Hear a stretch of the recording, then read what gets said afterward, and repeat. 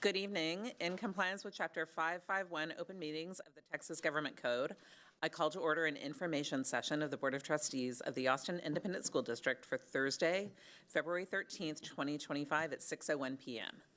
A quorum of the board is physically present at Austin ISD Central Office to conduct this meeting. This meeting is being broadcast on cable channel 22 through Spectrum, Astound Broadband, and on channel 99 through AT&T Uverse. Closed captioning in English is available on these platforms for individuals who are deaf or hard of hearing. Welcome and thank you for joining us. Next is an opportunity for the public to share comments with the board. This time allows speakers to comment publicly on any topic of their choosing directly to the school board. We have time for up to 60 speakers.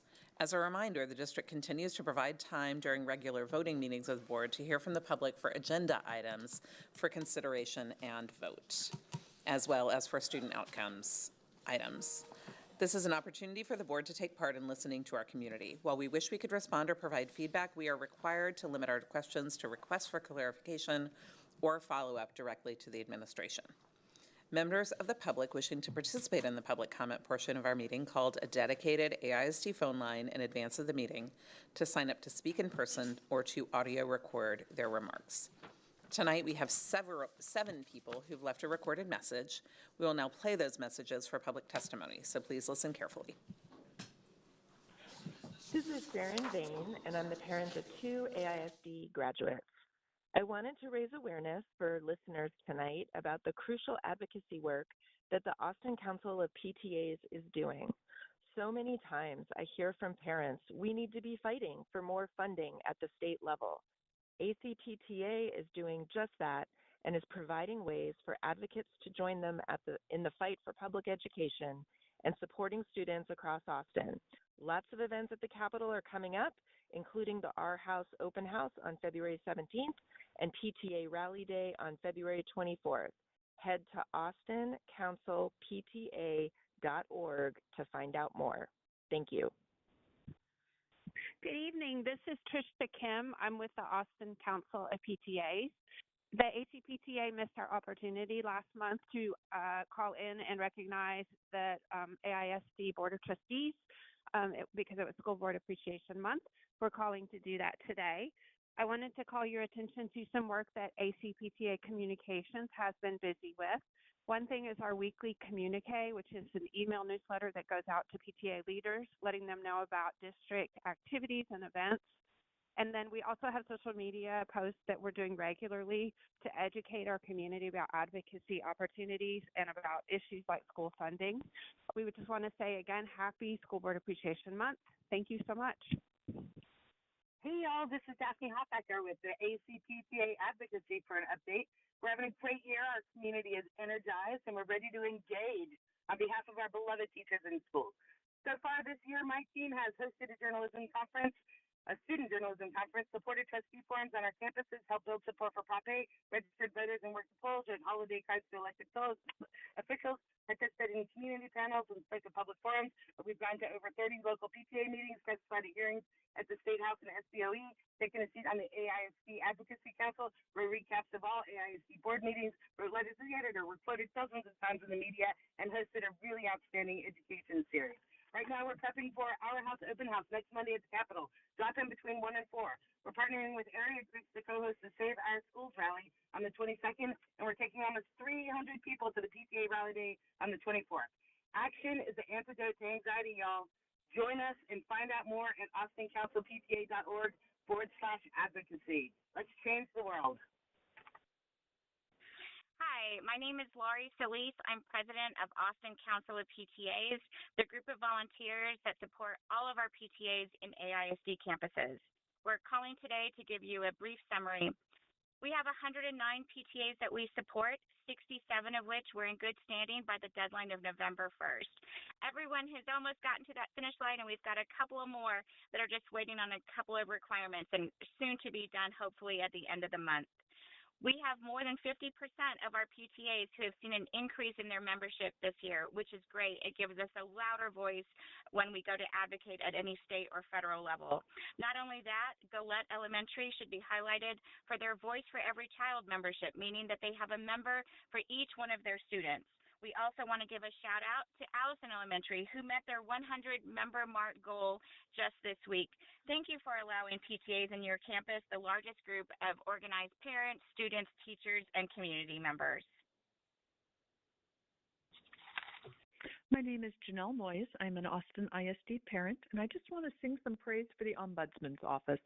They do a really fantastic job helping take the stress out of figuring out the special education process, and I really appreciate that they exist. So good work, y'all. Thank you. Hi, my name is Jen Wood. I'm the Arts and Education Chair for this year with ACPTA, and I'm reporting on the successful annual program Reflections, which is a national PTA arts program that's been in existence for over 50 years. It allows students in all schools participating in the PTA to submit works of art in one of 6 categories: dance, choreography, film production, literature, music composition, photography, and visual arts. We had a really successful year this year. We had over 131 students who are advancing to state out of Austin. 5 of those students were in what we call the accessible arts category, which is always a category that we want to promote and get more participation in.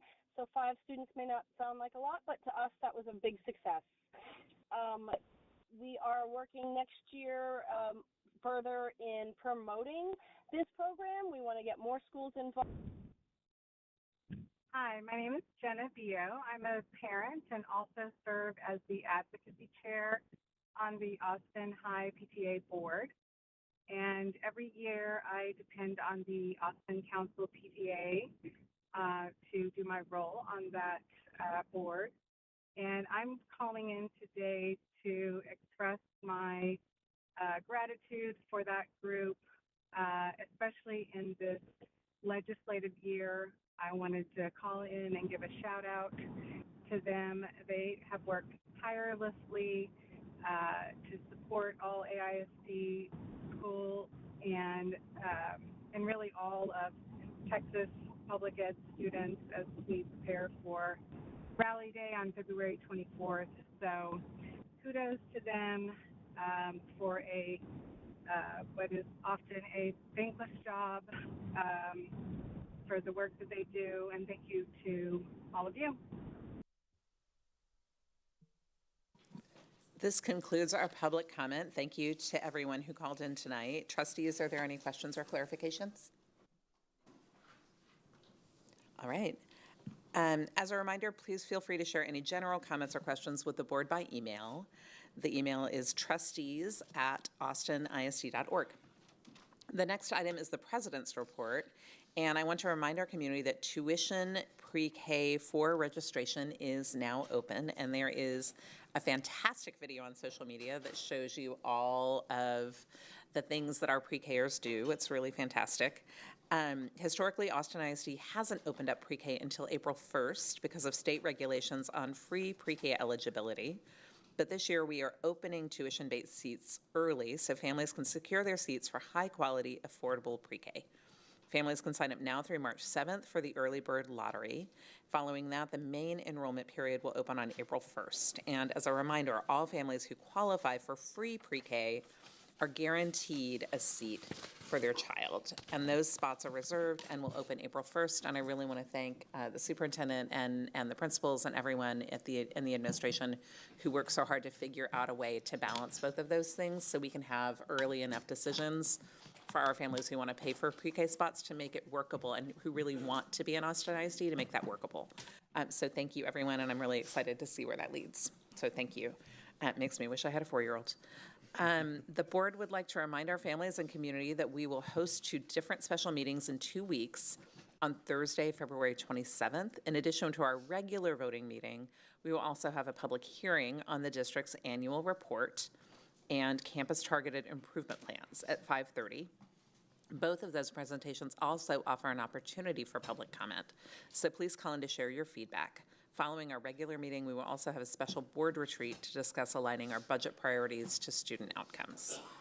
As part of the agreed order with the Texas Education Agency, the agreement requires that the board shall at the first board-authorized meeting each month publicly report by reading into the record the percentage of time invested in student outcomes during the prior 3-month time period and the total time spent in closed session during the prior month. The 3-month average board meeting time spent on Lone Star governance-defined student outcomes and special education monitoring was 56.99%. We have to be above 50, so we've exceeded our target. And for the last month of January 2025, we were at 62.03%. The board spent 375 minutes in executive session in January. The next item is part of our commitment to discuss student achievement and to have a presentation on scorecard goal 3, CCMR, goal progress measure 3.1. That's our Texas Success Initiative. And as part of our commitment to focus on student outcomes, this time counts toward our TEA required student outcome minutes, and we have estimated 60 minutes for our conversation, although this does not have a time limit. Before we hear our presentation, trustees, we need to confirm that our monitoring report is complete. Does anyone have evidence that the elements of an effective monitoring report are not present? All right, so since everyone agrees that the required elements are present, we will turn the floor to Superintendent Segura for the presentation, and thank you to our presenters for being here. Thank you, President Boswell. The team and I will present on the Goal Progress Measure 3.1, Texas Success Initiative. I have joining me here tonight Dr. Angel Wilson, Assistant Superintendent of Secondary Schools, and Ashley Binnicker, Executive Director of Secondary Outcomes. And as we bring up the monitoring report, I just want to remind our families at home and our community following along that we have restructured our monitoring reports from a presentation format to a more of an executive summary with data and actual reporting. And so the structure includes the identification of the actual goal, in this case, goal 3, college, career, and military readiness, which is the percent of annual graduates who demonstrate CCMR by meeting TSI criteria in at least one of the following items: earning an associate's degree concurrent with graduation, enrolling at a post-secondary institution following graduation, earning an industry-based certification, or earning a level 1 or level 2 certificate will increase from 43.7% for the class of 2022 to 54.6% for the class of 2027. The Goal Progress Measure 3.1, the one that we're using to track progress against the goal, is TSI completion, which is the percent of 11th and 12th graders who meet college readiness standards in both math and ELAR. Will increase from 43.6% in June of 2024 to 52.3% by June of 2029. Now, the two district initiatives that this goal monitoring report supports is the Middle School Forward Initiative as well as the Post-Secondary Success Initiative.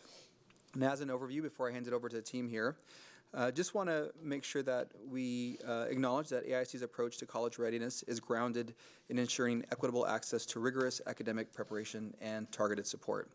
Austin ISD has prioritized initiatives such as early college high school, dual credit opportunities, and integrated test preparation to help students meet Texas Success Initiative, or the TSI, standards in math and ELAR.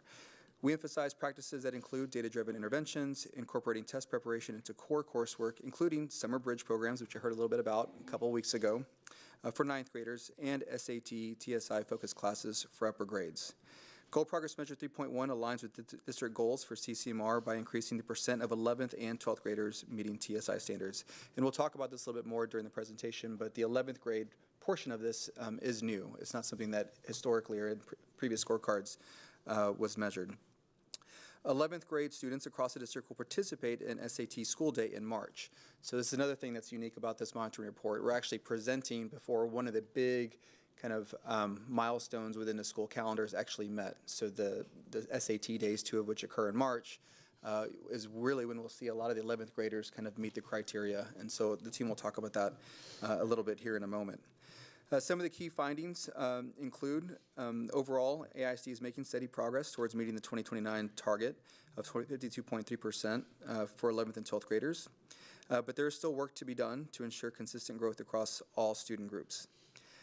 Students identified as emergent bilingual and students receiving special education services continue to face challenges with their readiness rates significantly below district averages, while African American and Hispanic Latino students are improving, but at a pace that needs acceleration to meet the long-term goals. Additionally, or I should say historically, the state percentage of students who identify as economically disadvantaged meeting TSI criteria has ranged from 32% to 39% in 2022 and 2023. Currently, 49.9% of 12th graders have met the TSI criteria, surpassing the state average, while 9% of 11th graders have met the criteria. Some of the outliers that our team will elaborate on here in a moment include Northeast Early College High School, Navarro Early College High School, and Richards, School for Young Women Leaders. These are standout campuses with significant growth in TSI completion for specific student groups, including Black, African American, emergent bilingual, special education, and Hispanic Latino students. These schools demonstrate consistent progress across multiple metrics, surpassing district averages in targeted areas. Schools emphasize data-driven strategies, personalized tutoring, and structured support systems. They integrate TSI preparation to coursework and leverage strong partnerships. Partnerships are kind of an ongoing theme. A lot of the support oftentimes is provided by key partnerships and strategic alignments. We will continue developing PLC-type CCMR campus advisory and secondary leadership principal meetings as part of our next steps. This will allow us to share best practices and strategies for supporting students, teachers, and campus culture. We'll also collect best practices and pockets of success from across the district, and those will be instituted on campuses to address gaps in interventions for students at other campuses. Adjustments in testing timelines will be made also in response to our needs. This could include strategically timed TSI testing for students in Algebra 2 and English 2, as well as 9th and 10th grade students who plan to enroll in early college high school, P-TECH, or dual credit courses. Additionally, other adjustments may include expanding the TSI demo account experience to more campuses, refining intervention strategies based on data, and ensuring targeted support for all student groups, particularly emergent bilingual students. And so with that, I'll hand it over to Ashley Binnicker to take us through the data. Good evening, trustees and Superintendent Segura. Dr. Wilson and I are privileged to join you this evening. We're going to pray that I can use this mouse because it's backwards from my computer. So if I do it wrong, just let me know. As the superintendent stated, Goal 3.1 measures the number of 11th and 12th graders who are meeting TSI standards. Students can do that several ways. They can do that through the SAT, the ACT, or the TSI-A2. But before we jump into the data, I want to note that this is the first year that we're doing this with 11th graders included. So that's important. It's very helpful, but it's important for us to know as we look at percentages. And as Superintendent Segura also said, we'll talk about the SAT school day significance a little later in the report, but I do want you to remember that as we dive into the data. All right, so as you can see here, much like last month, we saw 3 categories of data. So we're going to look at our prior data, current data, and future yearly targets. Our prior data is over here on the left of the table. Those are going to be total percentages of 11th and 12th grade students who are TSI met. So we can see from this table that last year, 23-24, 43.6% of our 11th and 12th graders ended the year TSI met. On the right side of the table, you will see yearly targets. And all of these, of course, have been broken down and measured out by previous year progress. Each of these prior and future targets, those are going to be total percentage of 11th and 12th graders. Each of these are going to be unduplicated students. So if I, Ashley, am a student and I meet college readiness standards through TSI and ACT, I'm still only going to count one time. Because we're incorporating 11th graders, we want to be very clear and transparent in where we are now. So we're going to break that down, our current year data, in this bold box in the center under fall 2024. The first column we see here is the total enrollment for 11th and 12th graders across the district. So in Austin ISD, that accounts for about 10,000 students. The second column is going to be the percentage of students, 11th and 12th graders, who have met TSI readiness in both math and reading. The center column is going to be our placeholder for where we end the year. And then the last two columns that we see under the current data are going to break down each of those individual subject areas for students. Again, these are going to be unduplicated. However, I do want to note that a student could be represented in each of those columns if they've passed both exams.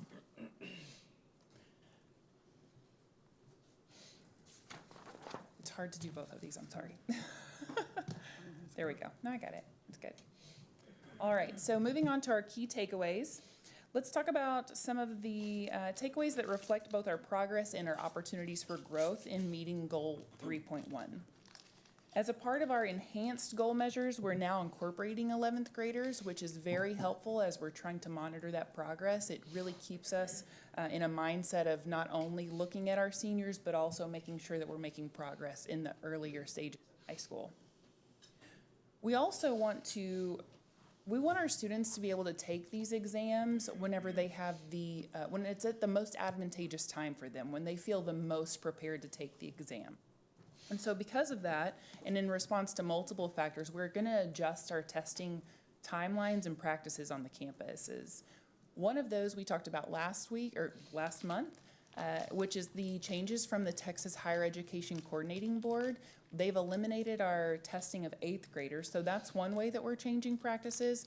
But another is that they've eliminated the EOC and the EOC star scores and the PSAT as eligibility criteria for dual credit courses. So now those students pursuing dual credit opportunities, the TSI is going to be even more important for them. So we want to make sure that we're doing the best we can to support them. We've also recognized that the SAT school day is such an empowering tool for our students. We want to make sure that we're setting them up for success. We have learned that 90% of our students who are met in TSI reading have done so through the SAT. So we know how important that tool is for our students. Also, in an effort to be fiscally responsible, we're adjusting some of our timelines and practices on the campus. We've asked campuses to utilize preparation resources that offer diagnostic tools to help students prior to taking the test the first time. No student wants to go in and fail something the first time and then have to get intervention, so we're trying to do that preparation on the front side before they take the test. And then also we're working closely with secondary academics to embed SAT prep into English 3, which is the year that they would take the SAT, and then also do the same for Algebra 2 for the TSI. Of course, Algebra 2 could be anywhere from their freshman year to their senior year, so there's a big range in which grade they could take it in, but Algebra 2 is a really great time for them to take that. And then, of course, we're working really closely with our campus administrators to identify the best testing timeline and practice for their campus, because we know every campus is different, and while we'll have some parameters for everybody, we want to make sure it works for their campus. And then, of course, I want to acknowledge the positive growth that we are seeing in students identified as emergent bilingual at several campuses, including Navarro, McCallum, and Richards, and Bowie. While their completion rates show an encouraging improvement, we recognize the need for expanded district-supported interventions to help these students continue to grow. Okay. All right, moving on to our root causes, impacting progress towards Goal 3.1, key factors have been identified that require continuous focus and strategic action. First, literacy and numeracy deficits remain foundational challenges for our students. It's not Austin ISD, it's nationwide. And so these skills are critical for success on the TSI assessments and serve as indicators for overall academic preparedness. While resource limitations have been a challenge for us, we're making strong progress by collaborating with our secondary academics department, also our special education department, and our multilingual education department. We're using that collaboration to better equip our students and our teachers. And this collaborative effort focuses on providing targeted instructional resources, identifying appropriate TEKs to seamlessly integrate TSI and SAT preparation into daily lessons, which makes a better experience and learning experience for our students. For some students, we've identified that the misalignment between content and testing timelines has been very impactful. So just as we've said, we're trying to adjust that to make sure that it's in the most impactful content time for those students to take an assessment.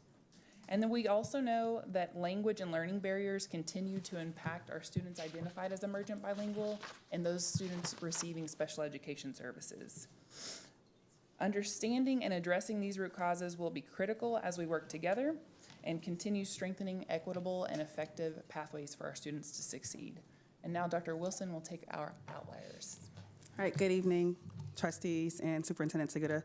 The next phase of this report offers valuable insight into what's working well across our campuses, and it also offers models and pockets of success for us to replicate across other campuses within the district as we promote college career readiness for all students.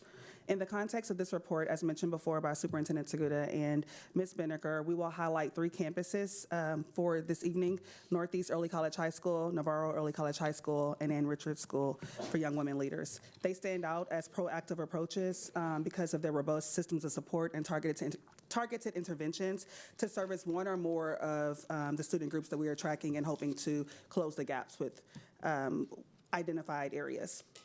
So these schools demonstrate how thoughtful strategies tailored to specific student needs can drive academic success and address equity gaps. So let's take a closer look at these highlighted campuses. The first one is Northeast Early College High School. Northeast, for some background information, this is one of our Band 1 campuses when you think about the school resource index and how we've categorized campuses that are most in need of support based on certain criteria. Northeast would serve as one of our Band 1 campuses. Principal Neal is entering his 3rd year as principal at Northeast Early College High School. He began as a first-year principal there, so we're happy to have him here for 3 consecutive years.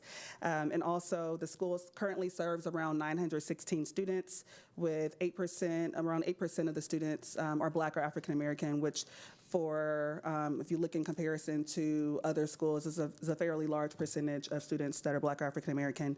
92% of students are identified as economically disadvantaged, and around 66% of students are identified as emergent bilingual students.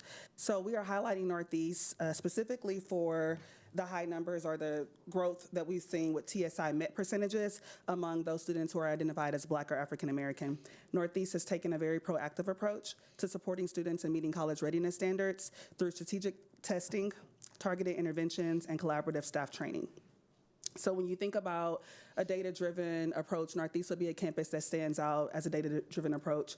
About 2 years ago, thankfully, with the help of our collaboration with secondary academics, we provided training solutions tree, which is a pretty penny, but its return on investment is just astronomical. But campuses were able to opt into training. Northeast was one of the first campuses to opt in. So out of elementary and secondary campuses, over the past 2 years, we've been able to get a significant number of campuses trained through Solutions Tree PLC. And we've seen tremendous growth and improvement when we look at progress with just teacher planning and teacher training within those PLCs, and then how they're able to implement those practices and apply them within the classroom. Also, the campus has implemented strategic testing for 9th through 12th graders based on baseline scores and informed interventions. What we've noticed in the past is that we just test. Let's just test everybody and let's see, who passes, and whoever doesn't pass, we'll provide some interventions or we'll provide some preparation, and we're just going to test again and test again and test again. That doesn't work. Number one, it's really costly. Number two, it really kills a student's confidence. After you've experienced so many times of not being successful at the test, you ask yourself, why even put myself through this? So we want to focus. We've shift away from focusing in the past few years. We've shifted the mindset, the paradigm shift from focusing on assessing students to mastery, and we are focusing on teaching students to mastery, which is a part of our larger framework with our MTSS system, with robust systems of intervention and support, but then focusing on strengthening the core, which is solid Tier 1 instruction, and that can't be strengthened unless we have solid planning, which is where our PLC structures come into play. Northeast teachers have also Students are engaged early in discussions about the importance of TSI testing, which comes through our streamlined focus on academic counseling, individual student advising, and ensuring that we're meeting students where they are and been able to appropriately challenge them and appropriately advise them to the pathways that best fit their needs. And then lastly, TSI Your Own Way in Northeast, which empowers students to take the exam on their own schedule. So we've noticed in some campuses, it's really easy when you think about planning a master schedule or planning a quiet day on the campus. If we have 11th grade that's SAT testing, hey, let's give 9th grade a test to do and 10th grade and 12th grade because we need to shut down in a manner that protects the integrity of the testing environment. We've moved away from that. So students are able at Northeast to opt into when they want to test, and then across other campuses, we are using certain metrics to determine readiness, which is what Ms. Benneker mentioned with Algebra 2 and with some of our English classes. Once we see those metric points reached to determine readiness, and that's when the student is more apt to pass the test. So those are some highlights for Northeast Early College High School. We'll move on to our second campus, which is Navarro Early College High School. Navarro is one of our Band 2 campuses. Principal Colvin is completing his 6th year as principal of Navarro Early College High School. He was actually hired on Valentine's Day, so his anniversary is tomorrow. The school currently has about 1,523 students, and 94% are identified as economically disadvantaged, and about 77% are identified as emerging bilingual. One of our larger campuses for students that are identified as emerging bilingual, and as you know, Burnett Middle School, one of our larger middle schools, for that same reason, feed into Navarro Early College High School. So Navarro excels in supporting students identified as emerging bilingual and students receiving special education services through a flexible and responsive model. Students choose, of course, like at Northeast, when they are ready to take the test. It's built into 9th and 12th grade college prep sections when you look at the HB5 classes for math and ELA.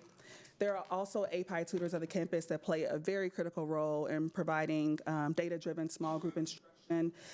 Some of those platforms or arrangements are small groups. Some are one-to-one tutoring sessions tailored to student needs.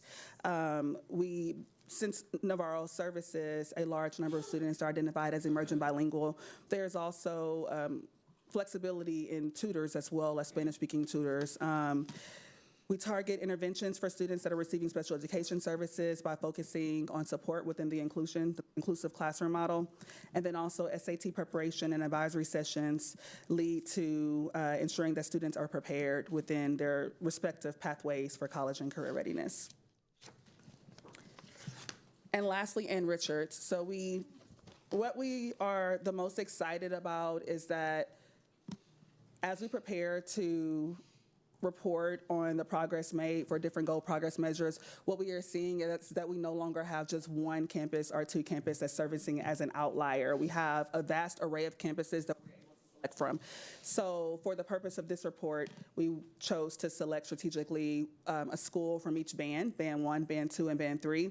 A common belief that we share among secondary campuses, and this is the culture that we've built together over the past 3 years, is that best practices are best practices, and best practices are not reserved to a certain area or a certain zip code or a certain region. So if we see something that's working at one campus, we are able to take those practices and replicate them. So there are a lot of great things that are working at Ann Richards to take and replicate across other campuses to ensure that we are empowering all students and we're empowering all teachers and school leaders to be successful in educating and successful in moving the needle for students. So Ann Richards would be considered, it's a Band 3 campus. Principal Griffith is entering her 2nd year as principal at Ann Richards, but she is completing 5 years overall as a principal.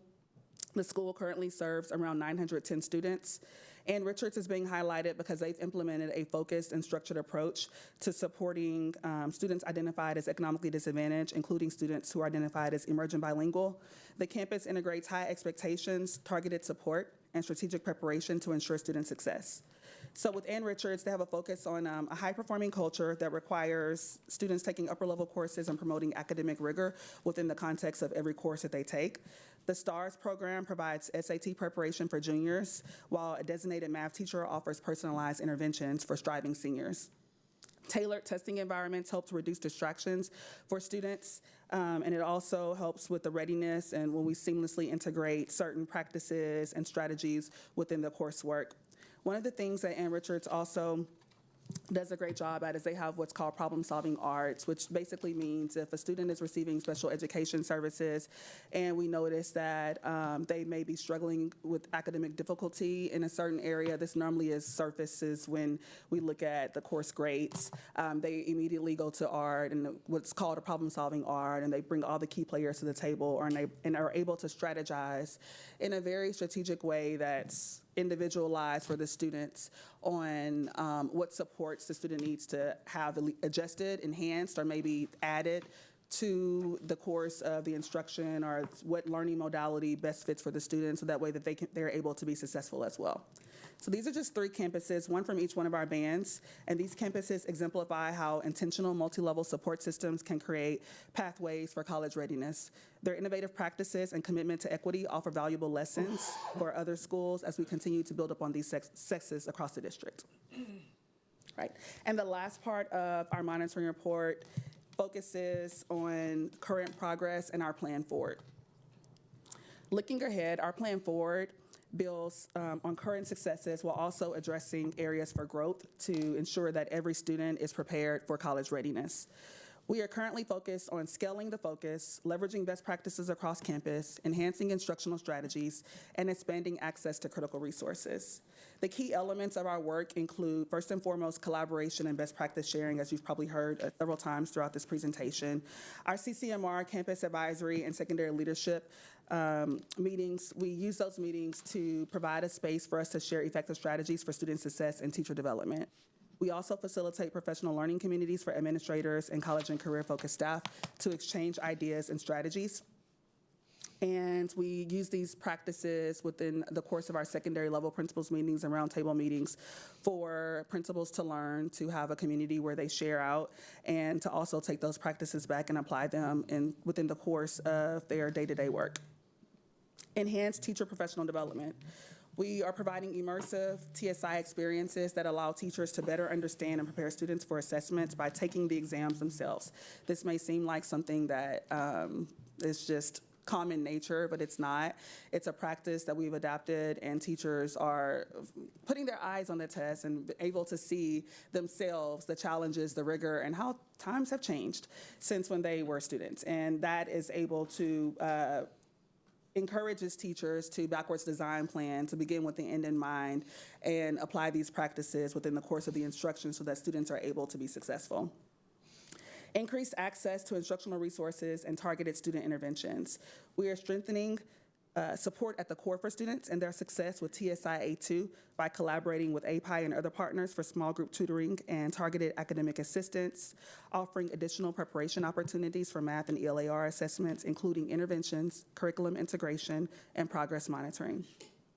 We are also expanding the use of certain tools within the classroom, such as AP Classroom, Avid Strategies, and other platforms to provide curriculum support that is aligned with what students are expected to perform and apply themselves to at the end.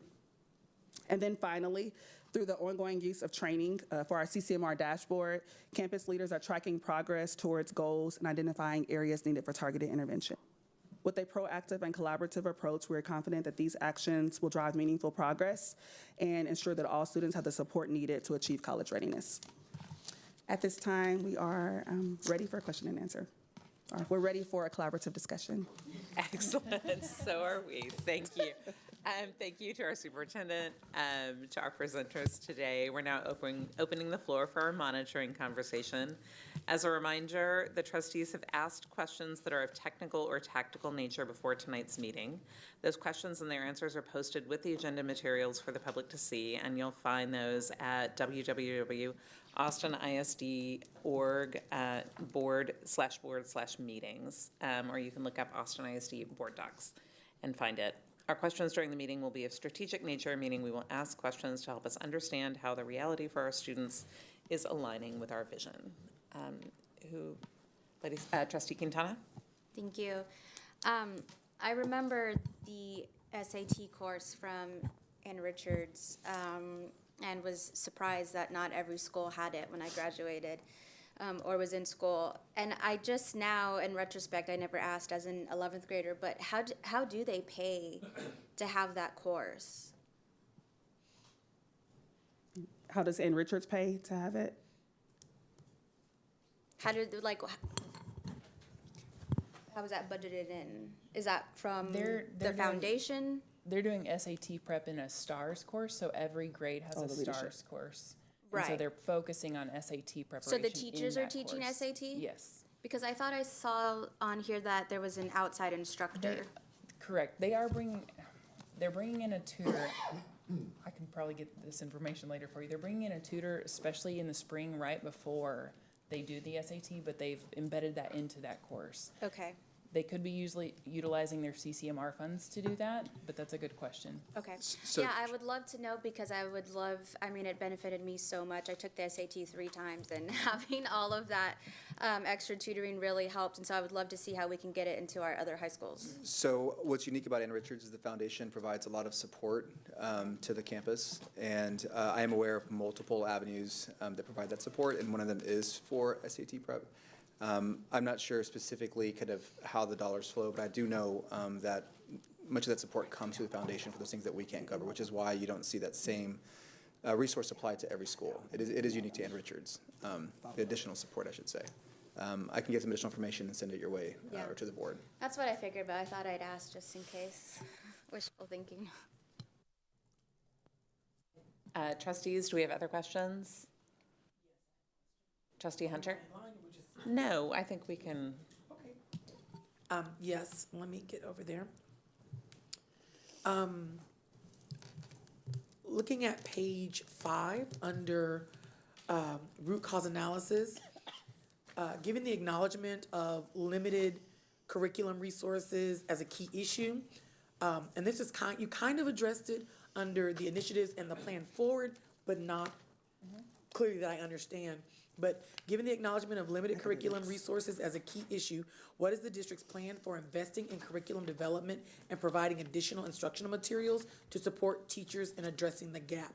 And you mentioned like Khan Academy, Avid, and IXL, but it doesn't really talk about like scaling it up and out for everybody. No, that's a great question. So we are going to utilize IXL in the resources that we talked about, providing that diagnostic tool before students will take the exam. It's also a great intervention tool, but primarily I would say our work and our collaboration with the secondary academics team, they're building in TSI related TEKs and checkpoints within the scope and sequence. And so, for example, our college prep courses, which students would take as a senior if they have not been made TSI complete, they're building everything into that. So they're going backwards and building useful tools and TSI skills into the coursework. So Algebra 2 is a good example. English 3, we've debated highly between English 2 and English 3. We think English 3 is the best time to do that. But the academics team is really working hard with us and special education and multilingual education to make sure that we're putting those TSI skills into the scope and sequence in the lesson plans. And this is currently reflected. So with the 24-25 curriculum documents, they were updated for math. And it reflects the TSI skills covered in each high school math course. Perfect. Thank you so much.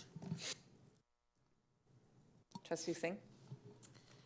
Thank you so much for this information. I really love the appendix on page 10.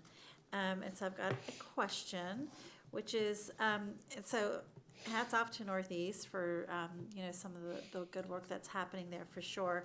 I was curious, if I'm reading this correctly, it looks like, 21% of our Black students at Northeast passed both sections of the TSI. Is that correct?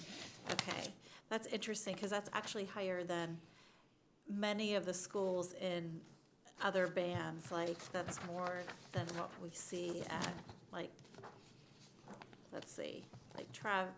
Eastside, LBJ, Travis, Aikens, Crockett, equal to Navarro. More so our Black could you say that like our Black students are performing better on the TSI at Northeast than they are at like Anderson, where it's 11%? I just want to make sure I'm interpreting that correctly. Yes, you are interpreting it correctly. Okay, so can you help me understand, what is happening at Northeast maybe for African American students that maybe is not quite fully happening at some of the other campuses? Yeah, so I'll start, and then if you want to add specifically for CCMR, I'll start as a whole. We mentioned earlier about the PLC practices. We actually visited another campus earlier this week, Tuesday, and we made a note, me and the executive director, when we debriefed afterwards, that we would take this principal and campus leadership team to Northeast to observe the Algebra 1 PLC. So when we meet on Tuesdays and we have collaborative walks with secondary school leadership, academics, our MET department, our special education department, when we see areas, we identify areas of need, and then we think about, with our ED team, what campuses do you have where we see pockets of success, where we can take them to see that this can actually be done, and then have collaborative walks and observations. And Northeast was identified for the Algebra 1 PLC, just phenomenal practices that we've observed several times before. We're actually bringing now teachers and other campus principals and leaders over to see. What we've noticed on campuses is that sometimes every year, if we see that something isn't working, we switch quickly, and we notice that as a district as well. And so we never get to feel the effects of the system with consistency over time. What we've noticed with Northeast is consistency over time. They have stuck with the system since Principal Neal has entered the campus, and these practices and the data, it's just now being evidenced. It wasn't evidenced the first year. We saw, marginal gains the second year, and now we're in the third year, and we're actually seeing it. So it's just given time for the practices and the beliefs and the systems to work, and for everybody to move together on the same page. What we noticed with Northeast is that there's strengthened core instruction, and that's happened because of the established systems and framework that took place in PLC.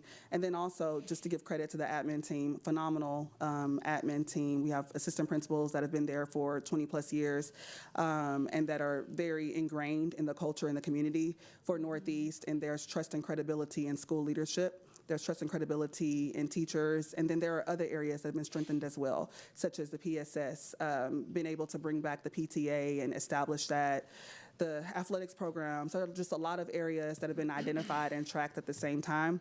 Also, Principal Neal has I don't know the name of it. I call it targeted list, but that's probably the wrong name. But he has a list of students that he checks in with regularly that are frequent flyers for like excessive absences or for whatever reason, and has individual check-ins with them and just building relationships. I think each person on the admin team has that.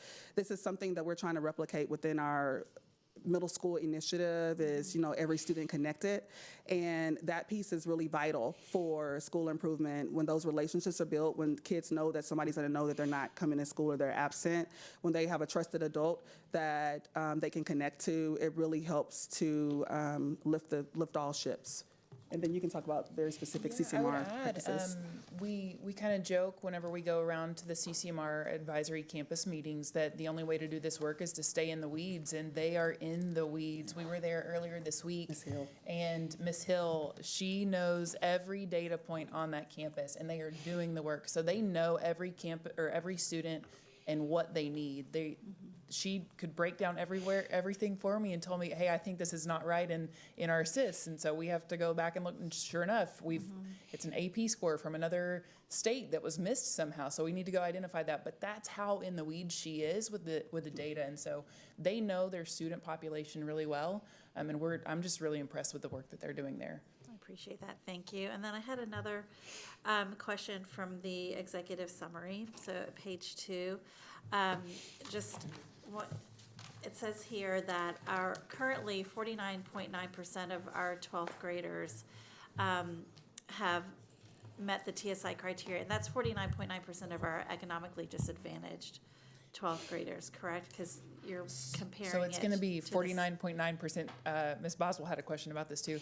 It's 49.9% of 12th graders total, but the conversation in that paragraph is talking about eco-dis students, but the 49.9 is for all 12th graders. Oh, okay, cool. All right, that's good to know. And that is surpassing the state average, it looks Yes, like. and we're at the exact point that we were last year as well. So at this point last year, we were at 50%. This year, we're at 50%, which is good. Okay, great, thank you. And I also, on, let's see, page 13, this is super helpful, and I really, really hope that people pick up on some really good data points that are here. If you look at our economically disadvantaged students, the last couple of years, we have done in AISD, have done much better than Region 13 and the state for economically disadvantaged students by the tune of like over 10 percentage points. So we had 47.8% of our EcoDis students passing the TSI criteria versus 32% for the region and about 32% for the state. And then similar pattern at 22-23, where we had 56%. So I want people to know that like over half of our economically disadvantaged students, at least in the most recent year we have data for, have passed the TSI, correct? Like I'm interpreting this Are correctly. we talking about the top table here on page 13? Page 13. Okay. Yeah. So this is the information from the TAPER report, which is all college readiness, so it would include also college prep. So I do Okay. want to note that. So it's TSI, MET, and college prep because it's from the TAPER report. But it's still an outstanding number. Okay, so, well, If you'd like to see a TSI only comparison, the following page, page 14, does compare us to other urban districts in the state, but the TAPER report data on page 13 does include college prep. okay, good to know. I'm not sure if that's clear in the title of this table, if I am, because I believe it just says TSI criteria met in both subjects on page 13. Not college readiness, so I just want to make sure. We can get that clarified. Okay, thank you. But either way, it's really good. I'm surprised that there's almost a 2-year lag on this data, or well, I guess a year lag. But I guess, is it the Texas Higher Education Coordinating? Like anything coming from TAPER is going to be lagging data, which is always difficult. And a reason in the beginning we tried to give you a good picture of where we are now, because when we look at lagging data, it's hard to improve and set targets because you're always looking at 2 years ago. So this was the only data we could find to compare with local school districts, and so that's why we took it out of the TAPER report. Okay, cool. But I think this is really newsworthy, honestly, that we are outperforming the state in how our economically disadvantaged students are doing with college readiness, because there is a narrative out there that we're not. And I'm glad to see that we are. My question is, why is that? Why do we think that's the case? That's a good question, and one we were talking about earlier today. We've got really great partners in the area as well. Some of those include Breakthrough Central Texas. They are school-wide at Eastside High School, but they will service any of our secondary campuses through application of a student, and then they follow the student through their career in Austin ISD into college. Other college partners are communities and schools. Do you want to talk about that one? Yeah, well, with the Breakthrough, we were just at Eastside on Tuesday, and so we were able to see an entire group of the Breakthrough partners supporting students. They are actually, they have a caseload of about 50 students to every partner, and they give support for school-wide, but specifically when you think about college and career focus, I know, Trustee Quintana, you asked about Ann Richards, and I think there are creative approaches that are evidenced on each campus. So like Ann Richards doesn't have Breakthrough, but Eastside does. So when partners come to us and they ask, what campus, or when Michelle Wallace with OID comes to us and she asks, what campuses should we support for Cary? What should we support for this? We immediately reference everyone to our school resource index and band 1. So you'll notice that band 1 campus is first and foremost. You'll see them CIS there. You will see Cary there. You will see Breakthrough. That is our reference point, and people are now understanding and speaking that same language. Like we already know which campuses you're going to tell us, Dr. Wilson. These 3 from band 1 are the ones that don't have it. So we support those. So with Eastside, all 11th and 12th grade students are receiving that college and career advisement. And yes, like Ms. Binnicker said, it follows them through college, and we're noticing that the more partners we have on campus and the more we actually have room for them and let them house at our campus, the more support we're able to get for our scholars. And it really helps as an extension to our secondary outcomes team, as an extension to our academic advisement and counseling team. team. They are practically an extension to the leadership team. And so we're grateful to have them aboard and to see that. And then also with CIS, we have 6 high schools that we've identified specifically to have the male mentorship program, which supports students of color. And you have a list of those high schools. Yeah, so these high schools receive this intensive individualized support, and this invariably affects the academic component. We were just at Burnett Middle School with Superintendent Segura and team for the community and staff meeting, and we had a very extensive conversation with staff and explained to them that things that are direct variables that affect and impact student achievement aren't necessarily the first things we think of, which is student intervention, small group instruction, and Tier 1 instruction. We think about Maslow's hierarchy of needs, and those basic needs have to be met. And so it's all of these coordinated supports that are impacted and are able to affect those areas as well, those 6 schools. The 6 schools are Aikens, Eastside, Navarro, Northeast, Travis, and Crockett. So they have the CIS male mentorship for students of color. And then there are various other partners that we could name and identify, but we're noticing that the more schools have wraparound resources and supports, the more successful they are. And it also eliminates teacher burnout and really helps with teacher retention and school leader retention. Wow. I mean, go ahead. Well, I was going to say, I think Dr. Wilson brought up a really good point that I think is worth reinforcing, and that's over the last year and a half, maybe 2 years, we've been really trying to ensure that any opportunity with a partnership has a meaningful placement. There were times in the past where a partner would come and they would almost choose a school, and they would be placed. Now I think being proactive and aligning the initiatives, aligning the work, and saying, okay, this is the type of partner, this is where we need them. Let's work with OID and let's make that a reality. It's a very different approach. Sometimes you kind of almost say no because you don't necessarily need the placement, even though someone is trying to perhaps provide support. And so I just think that's another example of how true alignment actually will help us long term be sustainable. It's exciting to start seeing the results of your efforts and the team's efforts. The other thing I just want to call out here is SPED, because that is such a focus for us right now. But our students who receive special education services are outperforming the state 2 to 1 on college readiness. So it's 22% versus 10 or 11% at the state level 2 years ago or 3 years ago, and then 2 years ago was 30% versus 15%.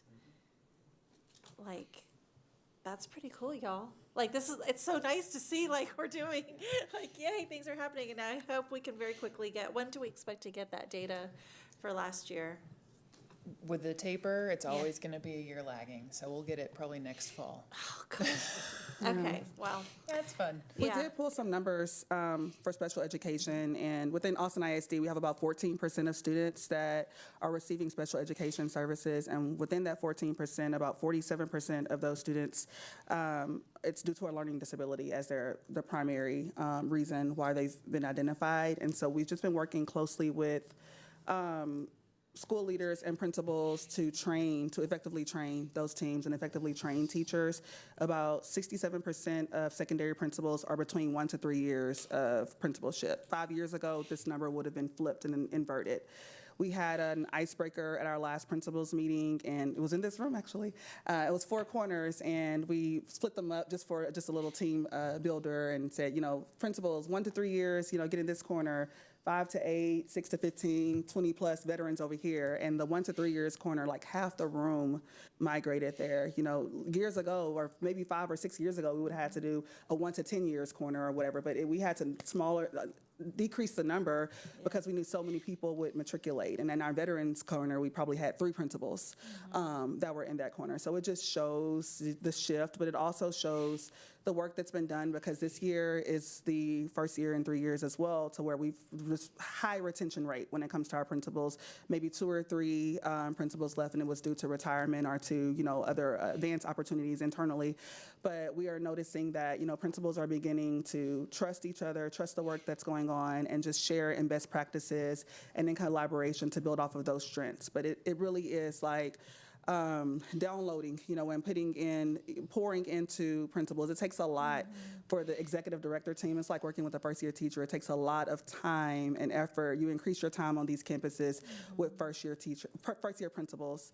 In the past, we've tiered campuses just based on academic standing. So, if you're this rating, you're going to be a Tier 3 campus and you're going to get this increased support. Now it doesn't look like that. We have high-flying campuses with first-year principals. That's still a Tier 3 campus as far as we're concerned, because we want to retain and grow and develop this principal. They deserve that level of coaching and support. And so principals have been very appreciative of that support. Some of them have said, we've never had, our ED come and, because we're just a campus that does well, but every person deserves a coach. Every principal deserves a coach.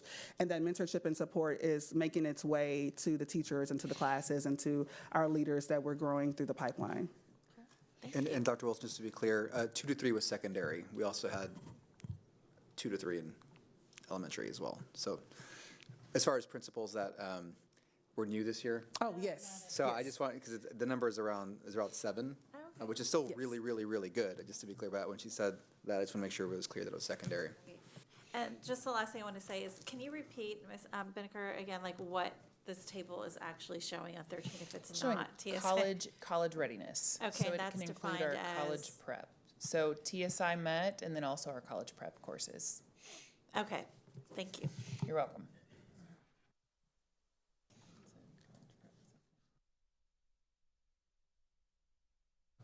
Yes, Trustee Day Odioste.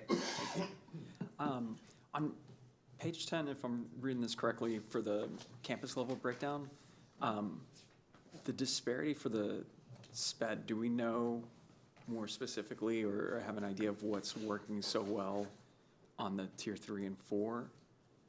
And for the best practices that we're sharing, how are we ensuring that those are transferable to the other campuses, I guess?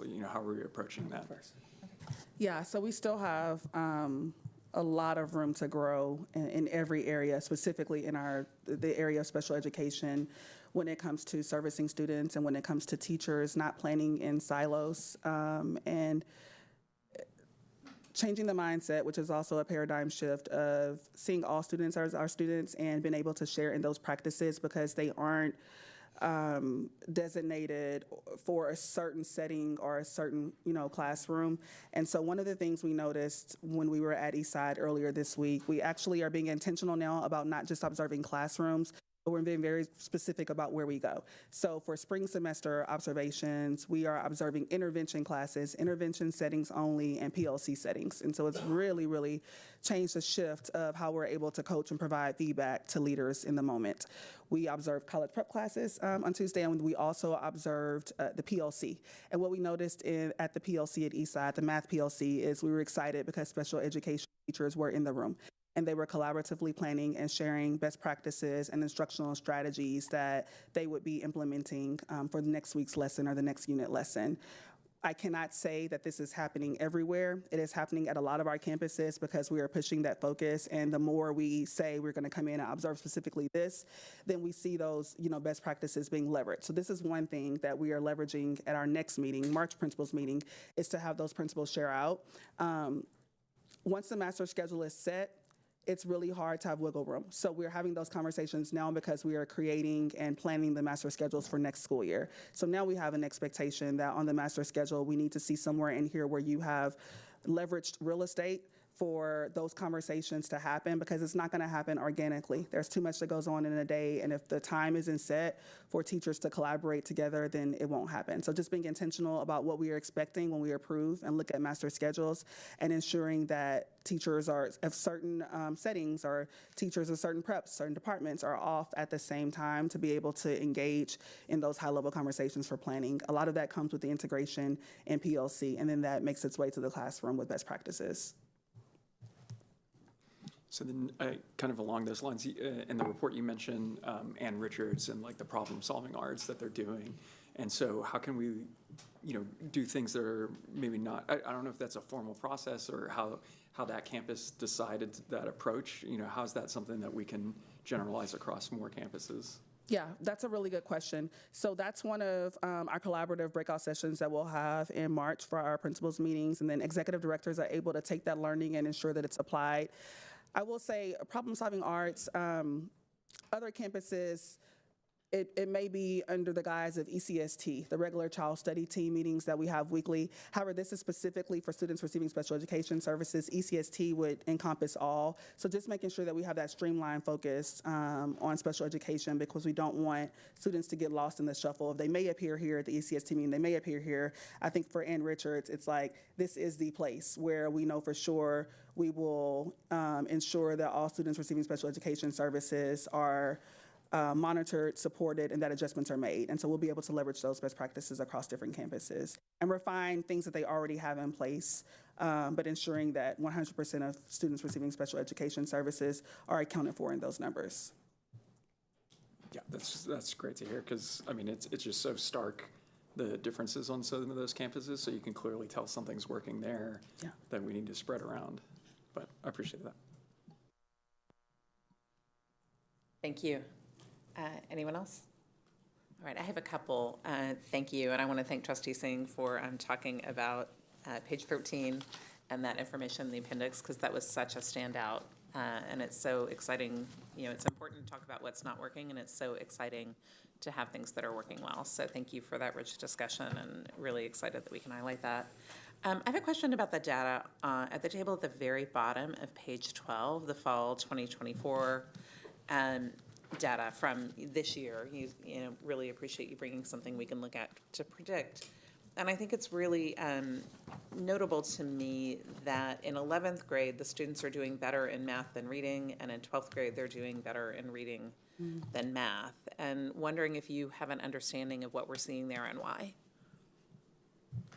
I want to make sure I understand your question. So you're wondering why in 11th grade they're doing better in math, and then 12th grade. I'm going to put this back on the SAT school day. Okay. The SAT school day does not rely on a writing component, and the TSI does. And so a student, if they're showing up as TSI met at this point in 11th grade, it's because they've relied on the TSI or they haven't taken anything. So they would be, any other student that could have failed the TSI could have done so because of the writing component. Again, 90% of our students are meeting that criteria through the SAT, which is outstanding. I think it's a really amazing thing that we've identified, and it's enabled us to use that as a tool and to really target our work towards SAT. Thank you, that's helpful, and that makes sense. No, I was just going to say, President Boswell, it'd be interesting to see, I guess, at the time we had the information, kind of what the comparison looks like for each cohort, the 11th and 12th graders, to see what that difference is. But thank you for answering the question. It will be. Thank you. And when do we expect to have the results? The test is in March. When? How soon do we have those results? The test is either March 4th or March 26th, depending on the campus. So late April is our best guess right now. But we are as eager as you are to find out how we're going to do that day. Good. Thank you. I will be excited to see it. Thank you. And then I have a comment on page 8 in the plan forward, and just want to highlight for our community that there is a 5-year plan here. Yes. Which is something that we haven't always seen in the past, and I think it's part of why Superintendent Segura is here. Yes. Because we counted on him to work with you all to do that, so thank you for that. And just want to ask you, Superintendent Segura, if you have any comments or anything that we need to look as we look at budgeting, as we look for kind of, as a board, that longer-term planning, how we can be supportive of what you have here. I think, for us right now, these initiatives, and as we've told the team, these are 5-year initiatives. We're being very intentional on how we build them out. We, I think, are getting to a point where we're ready to share them with the board.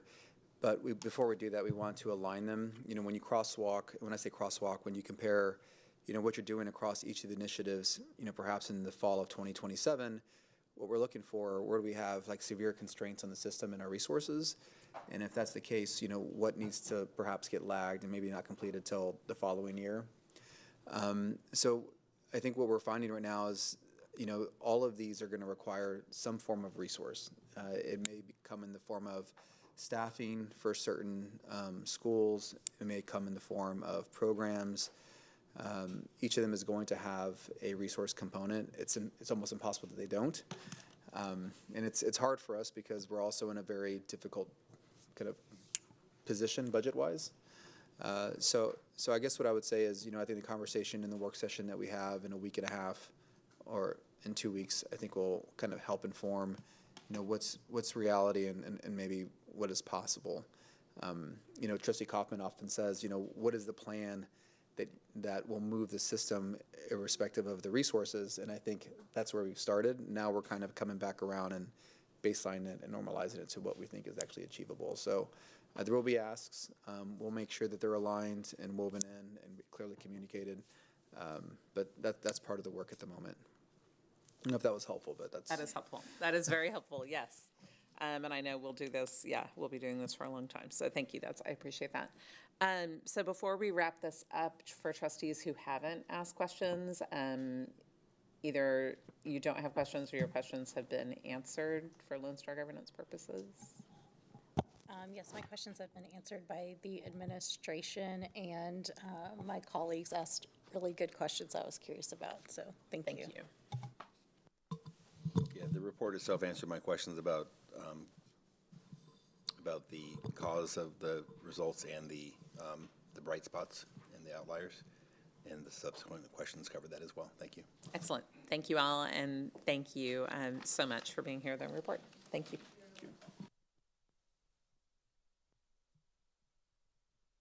So thank you, trustees, for this productive conversation. And now we must vote on whether or not we accept this monitoring report. As a point of clarity, we're voting to accept this report as a formal acknowledgement that we had a satisfactory conversation with the superintendent and have a deeper understanding about how the current reality for students lined up with our vision for them. So at this point, I will entertain a motion for the acceptance of this monitoring report. I move to accept the monitoring report. And is there a second? Second. Thank you. Trustees, is there any discussion on this? Okay, having a motion by Vice President Whitley Chu and a second by Trustee Quintana to accept the monitoring report. All those in favor, please raise your right hand.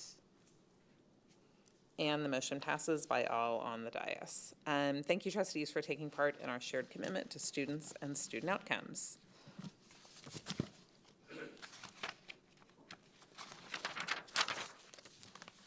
Our next item is the scorecard constraint for early learning and the constraint progress measures 4.1. And as a scorecard constraint, based on the LSG requirements, this is neutral time. The presentation has been recorded and is available to trustees and the public through a link in the agenda item, and we've scheduled 30 minutes for tonight's discussion. And before our discussion, we need to confirm that our monitoring report is complete. Does anyone have evidence that the elements of an effective monitoring report are not present? So since everyone agrees that the recorded elements are present, we will turn over the floor to Superintendent Segura. Thank you. Thank you, President Boswell. And as you mentioned, Constraint Progress Measure 4.1, which is early learning walkthroughs, it's in support of Constraint 4, which is early learning. For those that may not be familiar, for constraints, we, as President Boswell said, those are posted online. They're on YouTube. Dr. Maxwell and Ms. Petrozzini did a fantastic job communicating the findings of the constraint. The constraint itself, the superintendent shall not require or support developmentally inappropriate practices or assessments in early childhood through second grade. The Constraint Progress Measure 4.1, which is identified by the board and approved in the scorecard, is early education classroom practices. And the Constraint Progress Measure reads, the percent of early education, pre-K through 2, teachers averaging at least a 3.5 overall observation score on formal observation portion of the instructional practices section of the Professional Pathways for Teachers, or PPFT, appraisal system will increase from a baseline in June 2025 to X in 2029. This is one of those unique constraint progress measures that previously had not been measured, and so we're using this year to create a really targets for the next 5 years. As we often talk about, all of the work is aligned to overall initiatives. This one is most aligned and supported by the Early Learning Initiative. And Ms. Petrozzini is here, Executive Director within Academics, to answer any questions that the board may have regarding the presentation. Trustees, thank you, Superintendent Segura, and we'll now open the floor for our monitoring conversation. And as a reminder, again, we have asked questions that are technical nature before tonight's meetings, and you can find those questions and answers posted with the agenda on board docs for the public to see. Our questions during the meeting will be of strategic nature, meaning we will ask questions to help us understand how the reality for our students is aligning with our vision. Do we have any questions about tonight's constraint monitoring report? Yes, I'd like to give you the opportunity to talk about any really exciting bright spots that we're seeing during these observations. So, thank you so much for that question. Good evening, Board of Trustees, Superintendent Segura. It's nice to be here. You know, as we've sort of looked through all of this, we started to really think deeply about the data that we're gathering around this, because that has presented some challenges in terms of what we intended to measure and then aligning it with practices that will actually improve student outcomes in a developmentally appropriate way. There are definitely some bright spots that we see in terms of strengths. We see a lot of promising practices in routines and procedures and classroom environment. We know that that is because of the value we have placed as a district on making sure that our classrooms are warm and inclusive places. We see a lot of opportunities in practices and interactions. We see that to be the area that has the greatest variation in scores, but we know that the foundational work is already there, that when we look at how principals are scoring teachers in PPFT, the classroom environment, the routines and procedures is really solid. And we know that nothing happens in a classroom if there is not a warm classroom environment and routines and procedures that facilitate learning. Thank you so much. Absolutely. Thank you, trustees. Do we have Trustee Singh? Yes. It's nice to see you. It's nice to see you. So I appreciate knowing on page 3 the difference between Band 1 teachers and Band 4 teachers. So it seems like there was a 15 percentage point difference between Band 1 teachers, you know, and the Band 4 teachers on their, you know, on the early learning walkthrough form. So I wanted to understand why that was the case. So that's a very good question, and thank you for asking that. And we are looking more into that and promised in one of our responses to follow up with a more robust data set around teacher experience at our Band 1 campuses versus our Band 2, Band 3, and Band 4 campuses. Our hunch is that our teachers at Band 1 campuses may have less teaching experience and more teachers entering the workforce, the teaching workforce, through alternative pathways. But as we started to drill down into that data, we realized we needed to parse it out even on a more granular level than just by years.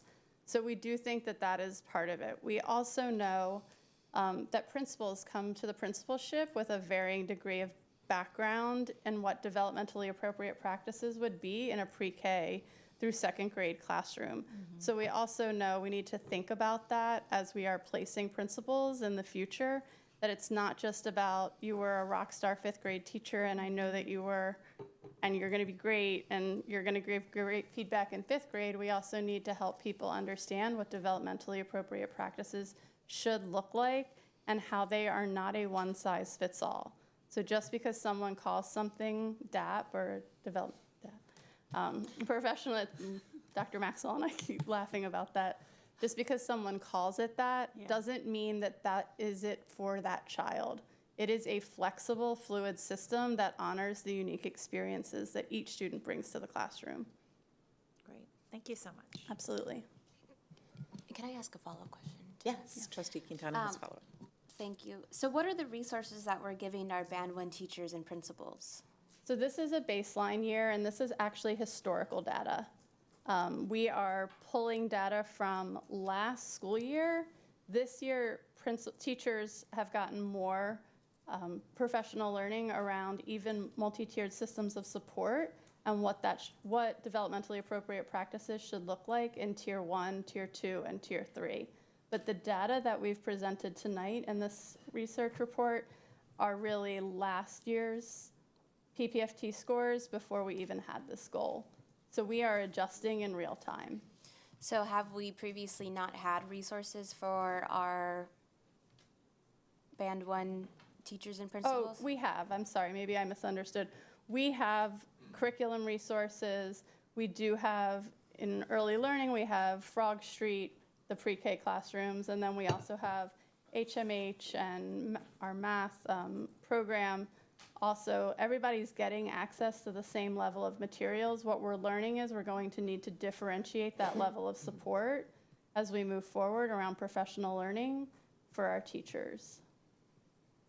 Okay, thank you. I appreciate, I asked all of my questions previously in the written form, but I just want to clarify, because of part of where this conversation is going, is that my understanding of the data that we're looking at here is not meant to be reflective of developmentally appropriate practices. This is data that is pre-baseline, which means that the process of really making sure that evaluations and walkthroughs and observations of pre-K through 2 teachers are aligned with developmentally appropriate practices. Yes, sir, so that this is is correct. before that even happened. So when we look at that data, this is just overall teacher appraisal, not specific towards developmentally appropriate practices. Is that correct? That is correct. Okay. And I think another just point of clarification there is, from an academics lens, I don't know that we've spent a lot of time really digging into PPFT scores before and thinking, how should that be reflected in our documents and our support, and how can we differentiate that? So this is sort of a new endeavor for all of us, a good one. Thank you. Any other trustee questions? I guess my curiosity coming on this, looking at the number of teachers falling along the different bands. Yes. You know, are we contemplating, like, I guess, more specific data collection that we're looking at, or differentiating on what we're looking at the teachers more? Since this is, I guess, a baseline starting period, you know, do we feel like this is reflective of the data that we're going to need, or are there adjustments that you're anticipating? So we actually anticipate to see a regression in scores before we actually see a uptick in scores. When you look down the bands and you see the percentages, we believe that once there is more professional learning for both teachers and administrators around what developmentally appropriate practices are, there may be a shift in scoring. And what I once thought would be appropriate in this kindergarten classroom may now not seem as developmentally appropriate. So we actually anticipate a little bit of a shift. And that's going to be from the appraisal. From the appraisal, but also as you learn new strategies as a teacher, it takes you some time to build that muscle to say, I tried it, now I want to tweak it. I'm going to try it again next week. Okay, thank you. You're welcome. Great. Thank you. I have just one question as we wrap up, which is, obviously, you're going to have new systems in place. You're going to have new trainings, do you have a sense yet of what you're going to need from the board in terms of resources and support? Do you have a sense of what you're going to need, or are we going to wait and kind of see as this comes together and evolves? So this is, the Early Learning Initiative is really where this is founded. I think this is one of the monitoring reports that has maybe created as many questions as answers. There's just a lot that we need to dig into. I mean, just a recent conversation that we had regarding, like, what is it going to look like when you actually have a system that understands what developmentally appropriate is in regards to K1 and 2, pre-K 1 and 2. And I think for us, what we're challenged with right now is not really understanding kind of what that path over the next 5 years needs to be. So I think we're probably going to spend, a good amount of time really analyzing our current state, what systems need to change, the correlation based on what is developmentally appropriate and the evaluation tool itself. There's refinement and how the observations occur. There's going to be a lot of tweaking, I suspect. I can't say for certain what it's going to look like. I know the teams we've been restructuring ourselves. We've been adding resources within the division to be able to tackle this work. But we'll know fairly soon kind of what that's going to look like specifically for the next 2 years. Thank you very much. Absolutely. Yeah, thank you, trustees. Trustee Gonzalez, do you have a question about this this constraint report? Have your questions been asked and answered? They have. Okay, good, thank you. Well, thank you, Superintendent Segura. Thank you, Ms. Petrozzini. Really appreciate all of this. And thank you, trustees, for the conversation. So once again, it's time to vote on whether or not we will accept the monitoring report. And as a point of clarity, we're voting to accept this report as a formal acknowledgement that we had a satisfactory conversation with the superintendent and have a deeper understanding about how the current reality for students lines up with our vision for them. And at this point, I will entertain a motion for the acceptance of this report. I move that we accept the report. Thank you, Secretary Gonzalez. Is there a second? I second. Thank you, Trustee Quintana. So having a motion by Secretary Gonzalez and a second by Trustee Quintana to accept the monitoring report, all those in favor, please raise your right hand. And the motion passes by all those on the dais. Thank you to all my trustee colleagues for taking part in our shared commitment to students and student outcomes.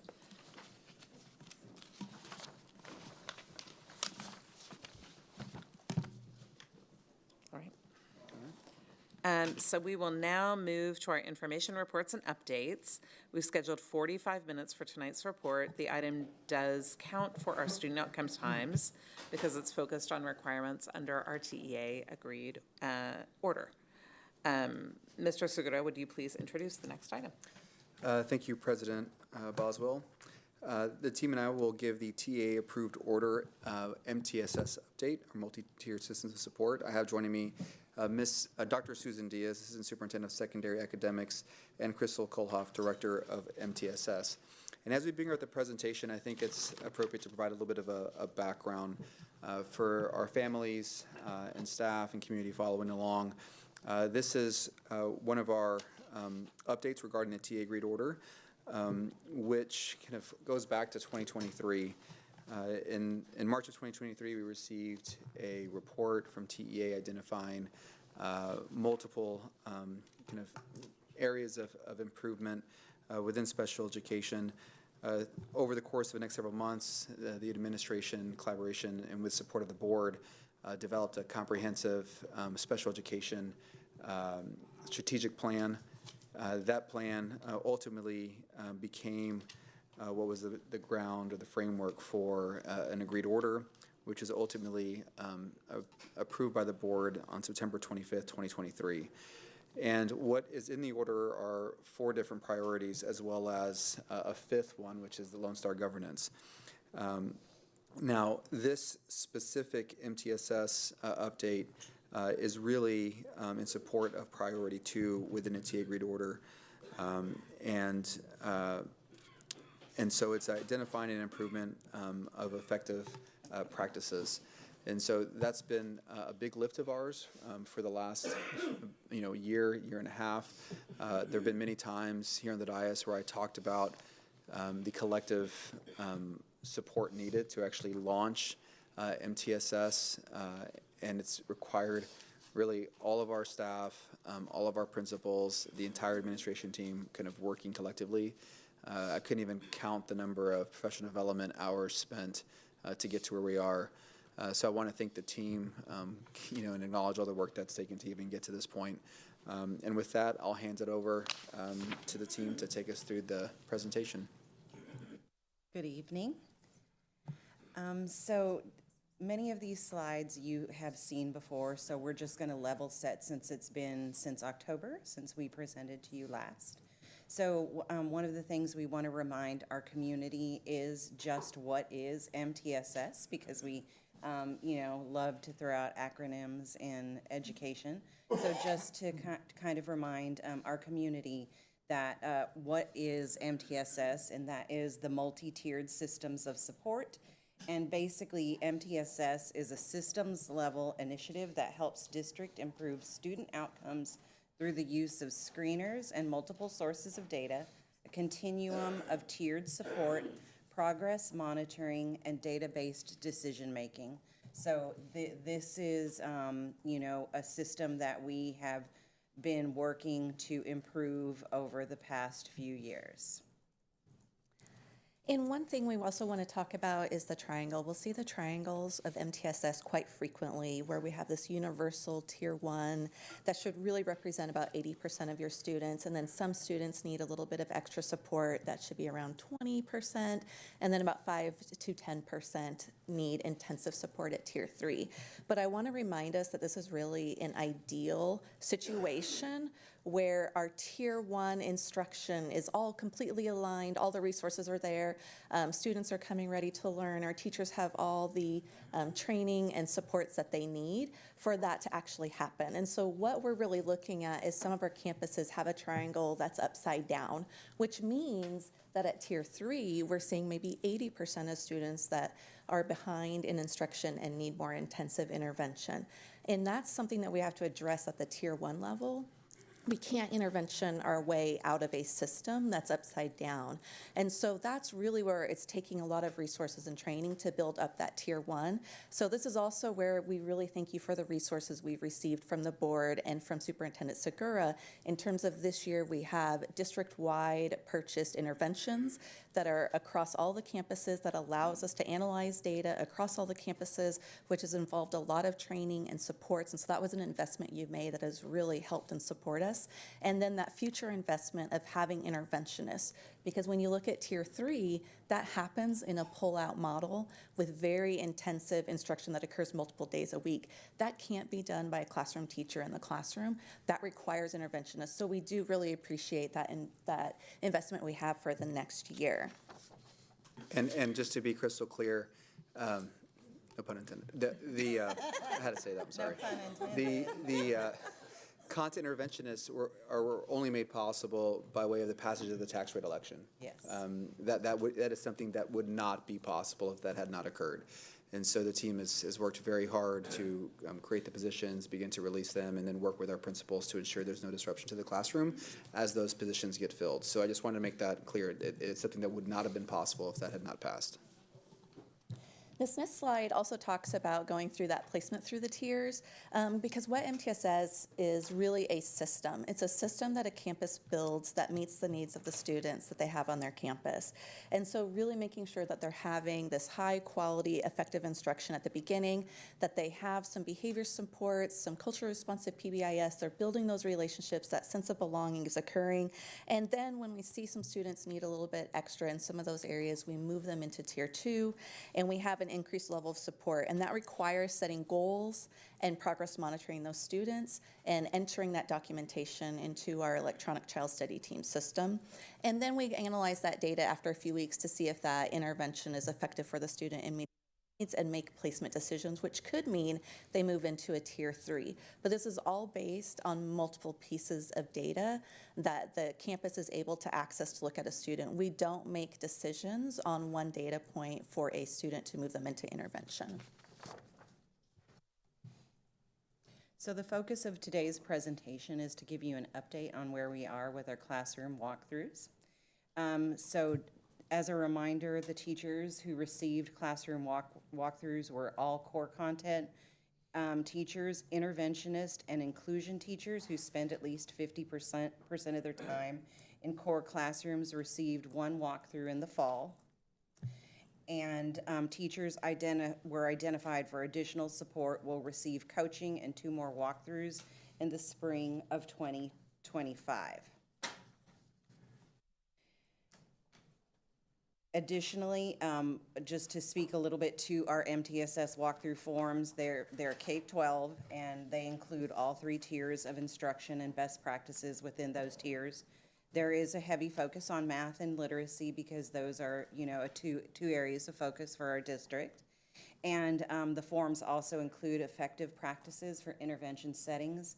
And as a reminder, These walkthroughs were not extra work for our campuses. We worked very strategically with talent strategy to ensure that this was embedded in the PPFT process. So it's not anything extra. It is, in some places, taking the place of their informal walkthroughs, just so the community is aware that this wasn't something that, as much as we can, we try to protect our campuses and our teachers and not put extra work on them. So this was something that we came up with together, and so therefore it's not something extra for them to do. The other piece we engaged in the fall was leadership implementation visits. So campus leaders received one visit in the fall, and it was by their executive director that was assigned to them. And they conducted these visits and rated various areas of MTSS implementation. And then leaders identified for additional support will receive coaching and 2 more visits this spring. And I think what's important to realize is when you're looking at systemic change, that's a 5 to 7 year process.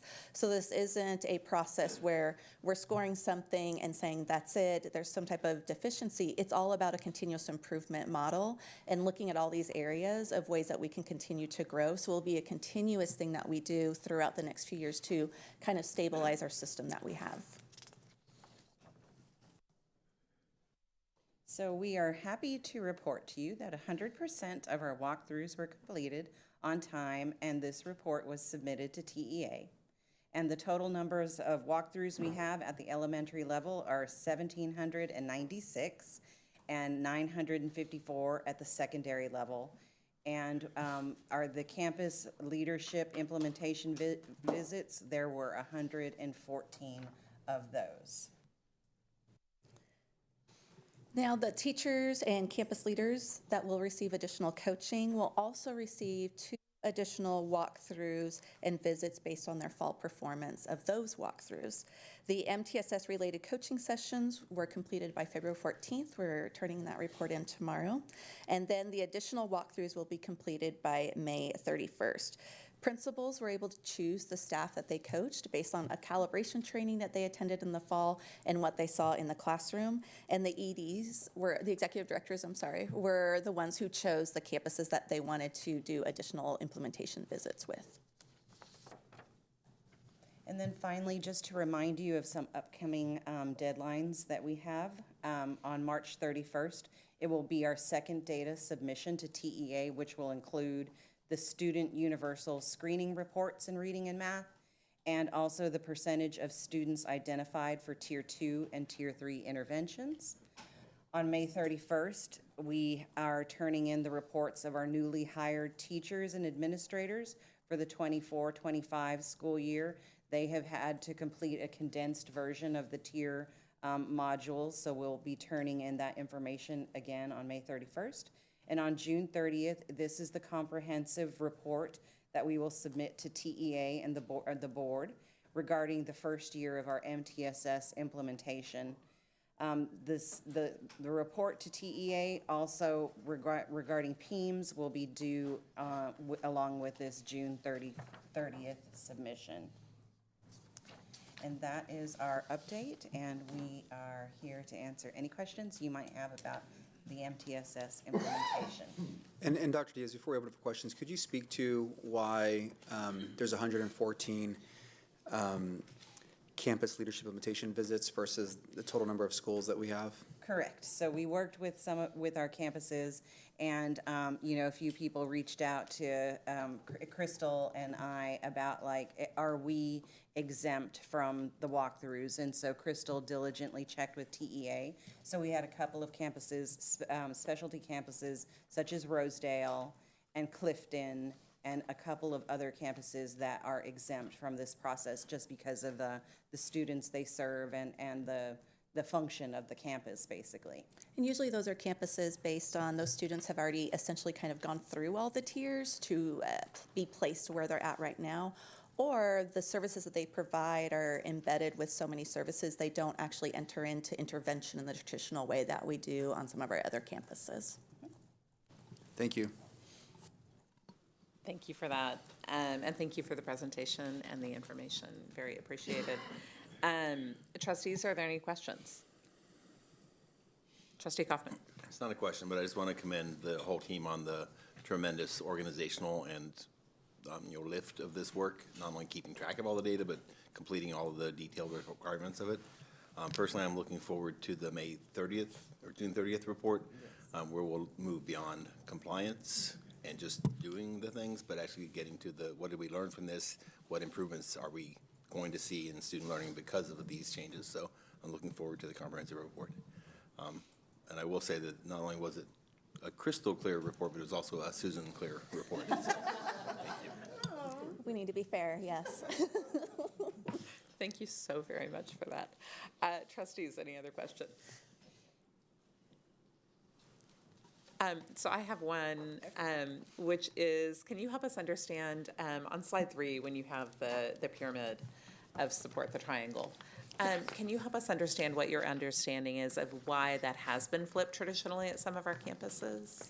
Yeah, so if we look at, we're kind of looking at, some of our work really kind of evolves around that equity piece, right? That's like our biggest piece in Austin is we have some campuses that have been underserving students, and the district has been underserving them based on resources. And so when you look at that, we really need to make sure we're focusing on that Tier 1 instruction and building up all the skills as students move through. So you'll start to see a trickle effect. If I missed and got some gaps in elementary, or there were some practices that were not best practices implemented and I received some of those gaps or became disenchanted with school, that starts to build itself and trickle up into middle school and then trickle up to high school. So you start to see that following students.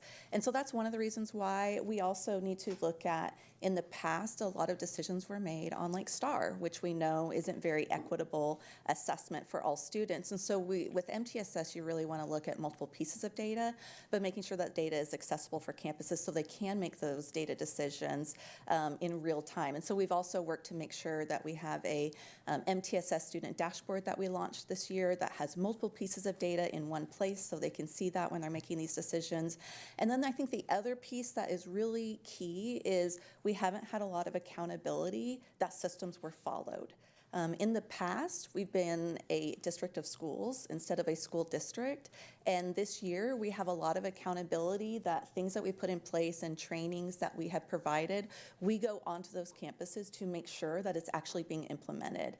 And that, I think, is a big difference. We've seen that with some campuses. It's like, oh, you're actually going to come check. Right now, my team is reading all these intervention plans and giving them, we made a rubric of, here's some things we're looking for, here's some patterns that we saw, some opportunities for growth, and some praises of some great strengths you have. And they're coming back saying, oh, you're like reading them. Yes, we absolutely are. And so I think that accountability is one of the biggest drivers right now, that it's going to be very important because what you're not monitoring, you don't know if it's actually being implemented. And I would just also like to add that, and again, this is a testament to the support that the board has given to the administration.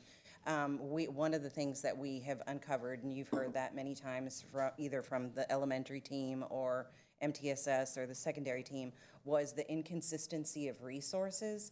So as I oversee the IMA or process for the district, which has been fun to learn about, because it's something I had never overseen before anywhere else, but now I'm like, oh, I got this, great, I'm gonna learn about it. But you can kind of see over the years how that money should have been earmarked specifically for resources, and a lot of times the money wasn't being utilized to the best extent. So, but thankfully that you all have seen that there was a need, there was a lack of resources. So inconsistent resources, different resources, not that everything has to be, homogenous or whatever, but the fact that now everybody has the resources they need is a huge, testament to the work that you all have done in partnership with us, and we're super appreciative of that, and sometimes I know I scare Matthias when I'm like, sir, it's not just a one-year thing. These resources have to continue because a lot of this, as you heard in the CCMR presentation, is about stability, right? So our principals are stable, our campuses are becoming stable, our leadership is becoming stable. And I also just would like to say, a big thank you to Lakeisha Drinks and Angel Wilson and now Jennifer Pace, because part of, I think, what is, getting us going in the right direction is not only the fact that you all have invested in the resources that were necessary for us to be successful, but it's been an amazing partnership, and we grow every day as partners, and that was a vision that Matthias had yes, it is your vision to bring us together, and we have been working so well and learning so much from each other, but going to the campuses and visiting, just like Crystal said, has been amazing. So basically, we've been using the MTSS rubric as when we go to the campuses. That's what we're using when we do the classroom walkthroughs, and then we debrief, and then Angel and Lakeisha's and now Jennifer Pace's folks, they coach them around, like, what did you see, what can you do better, and also how do we support you, so we're always a part of the problem solving. So just things are going really well, and we thank you for your support. Before we close, I just wanted to acknowledge that the ongoing collaboration with TEA and our monitors continues to be very, very strong. I think, we're able to test and identify and problem solve before we ever take that next step. And I think our monitors continue to be, as they have been since they joined us, strong collaborative partners. Just wanted to kind of make that point before we closed out here. Absolutely. And they're in the office next to me now, so I'm going to try and watch my mouth. Here tonight. My potty mouth, right? Yes, but they're in the wellness room, so they have the little rake with some sand. So if they ever get stressed out, I'm like, just get in your little sandbox there. But yes, they've been absolutely wonderful and very supportive of us. So we're very appreciative of them as well. Good, thank you all. Trustees, any more questions? Good. Well, I just do want to thank you for the massive work that's been done. As Trustee Kaufman said, I know it's been a big lift for you, for the people on campuses, and really for our whole system, and I hope we get an equally big payoff. And I think as we look next week toward discussing our budget in terms of student outcomes and how budget directly aligns, thank you very much for sharing the impact of the investments that were made, that they really are showing up when we need those dollars to matter, especially when those dollars are so scarce. So thank you very much for really drawing that line for us about what it's doing. Thank you. Yes. Okay, Mr. Segura, will you please introduce our next item? Yes, President Boswell. I'd like to welcome up Ms. Katrina Montgomery, our interim Chief Financial Officer for the 2025 to 2029 fiscal forecast update.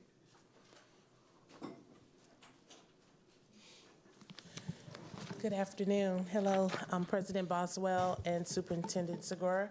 Today we're going to have an update over our fiscal forecast. This is a little bit different than what we've seen the last few months. So this is going to give us an opportunity to look at FY 24-25 all the way through FY 27-28.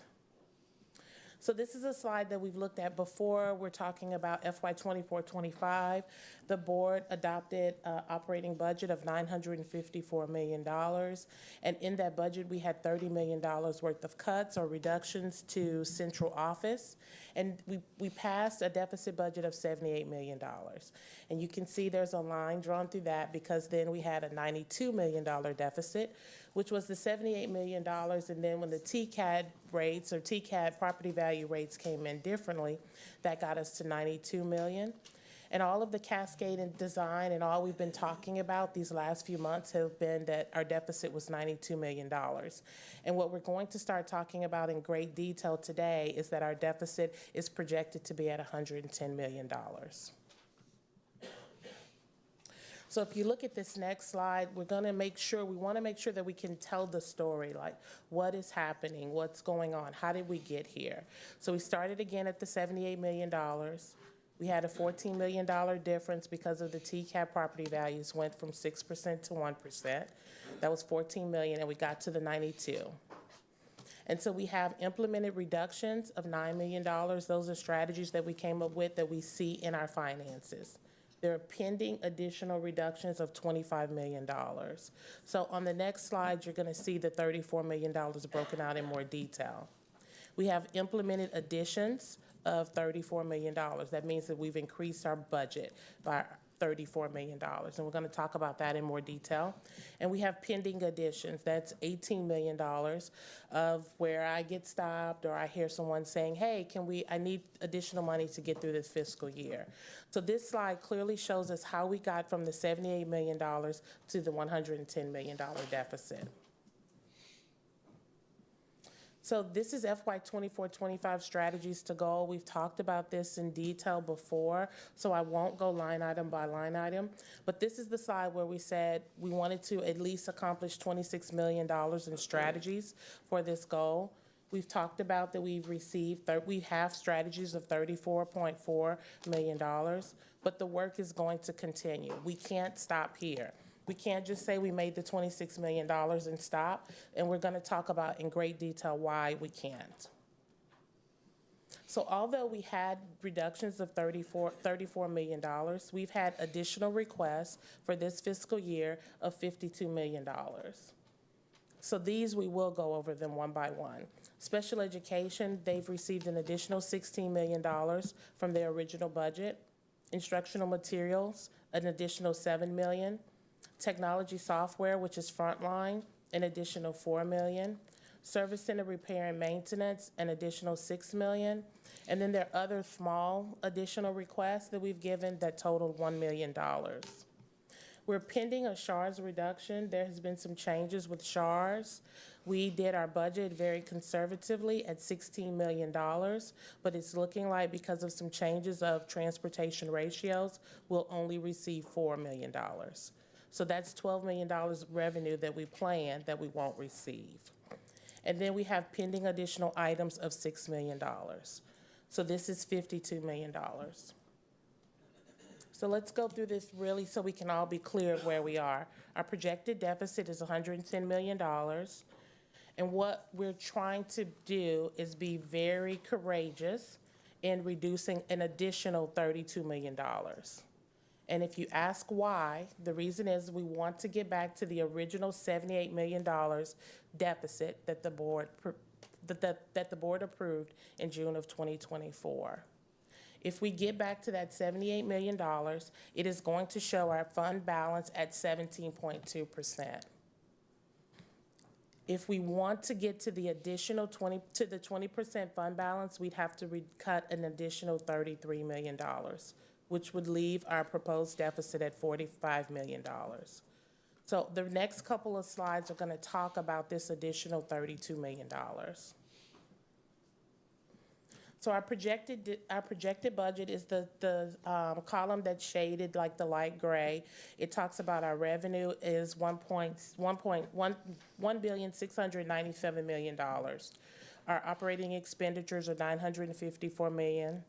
Our recapture is estimated at $821 million, and we get back to the $78 million deficit. And if you go down further, that shows that we're at 17.2. And if we want to get to 20% fund balance, we have to reduce an additional $33 million to our deficit. The next column is the minimal impact. If we stay where we are right now, we'd have the deficit of $110 million. But what we need to look at on this slide is that would get our fund balance down to 14.7%. And we all are very clear that we can't do that because that impacts our cash flow in November. So if we want to get the $110 million, the 14.7% to 20%, we'd have to reduce an additional $44 million. And the maximum impact is if there are any additional requests that keep coming in for the current fiscal year.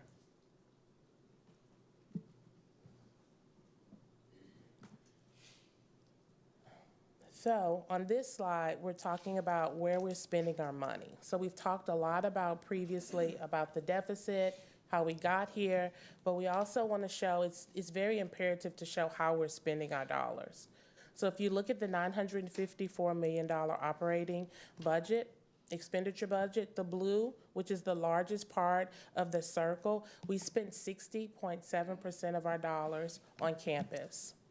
And there's an additional 8.6% that we spend on teaching, learning, and leading. So we're showing here that we're spending the money where we want to spend it. There's not additional monies that are going other places. The majority of our money is going to our campuses. On this slide, this is our slide that shows our operating budget by category. And this slide is important because, again, we're going to go back to the $954 million. And at the bottom left, you see that our payroll costs are 89% of our operating expenditure budget. So if you take $954 million, 89% we spend on staff, 89% of that is $847 million, which is our payroll cost. And of that $847 million, we spend 76% on campuses. So here's some of our 24-25 strategies. I won't go into detail on these because we've talked about most of these before, but we know we passed the Vader. We've talked about interest earning, operational vacancies, contract efficiencies, and purchasing deadlines. So the $32 million that we talked about reducing to get us from the $110 million to the $78 million, we had to come up with new strategies. Some of them we've been talking about, the board has been discussing with our superintendent, sale of real estate, but that will happen in 25-26. And hiring freeze, the executive leadership team has decided to have a hiring freeze, which will start as of February 28th. And what that will help us do, it will help us do two things. It will help us control our spending, one, and then it will help us budgetly more effectively to get us through the end of the fiscal year. And the biggest thing on here is a spending freeze. And we've talked about how do we do this. We have a meeting with Teaching, Learning, and Leading tomorrow so that they can partner with how do we do this? How do we stop spending with purchase orders? How do we stop spending with our P cards and only do emergencies? What these strategies will help us do is to reduce the deficit, the $32 million that we talked about. So some of our current challenges are we have growing fixed costs, payroll year over year over year, our utilities, our property insurance. We have uncertainty regarding our property value growth. We're meeting with TCAD. We met with her, the team met with her yesterday. Her projections are staying aligned with the possible 9 to 11% property value decrease. Enrollment and attendance impact, the current climate. We have parents who are possibly keeping their kids at home because of their fearful state. Increased competition. If vouchers pass, how does that impact us? We have to start budgeting for these things. And a decrease of federal funding for Title I, II, and IV. And then the last thing we'll talk about on this slide, which we'll have another slide that talks about it, is inflation. So on this inflation slide, you see in 2016, the average ADA was $9,426, and then the projection for 2025 is $11,629. And if you look, it's the same value as $8,737, which is the projection for 2025. And then you can see the down arrow says value of inflation impact. So we wanted to show some underfunded programs. So if you look at this slide, the blue is the funding from the state, and then the red is the AISD budget. So you can look at CCMR, you can look at dyslexia, but as the further you get, you can see the difference. Safety and security, the state funding is $2.5 million. Our budget has $23.3 million. Transportation, state funding is $5.8 million. AISD's budget has $38.2 million. Special education, $96.6 million for state funding. We're spending $169. Our budget is $169.8. So all we've talked about to this point is where we are for this current fiscal year and our strategies to reduce the deficit from $110 million to $78 million. And the way we're going to try to do this is be aggressive at reducing spending. So FY 25-26 forward, one of the things we've talked about is, Superintendent Segura and I have talked about, is we want to do a balanced budget. And what is a balanced budget? That means our revenues equal our expenditures. And I'll read just a little part of the slide. A balanced budget ensures that revenue covers all expenses without relying on fund balance. So if when we go and we estimate with the budget team what our revenues are, if it's $5, then our expenses should be $5. Our budget shouldn't be $5 and our expenses is $2 million. We have to get to the place where we're aligning we have to get to the place where we're really true at aligning what our revenue and expenses are. If we add, there must be a reduction that offsets that. So fiscal forecast assumptions for 25, 26, 27, 28. What we were attempting to do here is kind of just give a lay of the land, but I want to be very clear, it is very early for us to give accurate projections, but we want to show the board and bring the community along with us. So what we're going to talk about, there's going to be a slide with minimal impact, which means no property value growth. There's going to be a slide with maximum impact, which if we have an 11% property value decline. We're going to keep our ADA consistent and zero state funding. And then below, there's some more of our expenditure assumptions. So here's the slide that says minimal impact if there's no property value growth. So again, in the gray, because we always want to make sure where we know where we're starting from. If you look at the gray, this is where we are this year at the $78 million deficit. That's how we passed the budget. And you could see we have we'd end up, if we get back to the $78 million, we'll have our fund balance at 17.2%. For FY 25-26, which is the forecast in the second column, it has our revenue at $1,645 million. Operating expenditures at $965 million, a recapture at an estimate of $785 million, and that's a projected deficit of $105 million.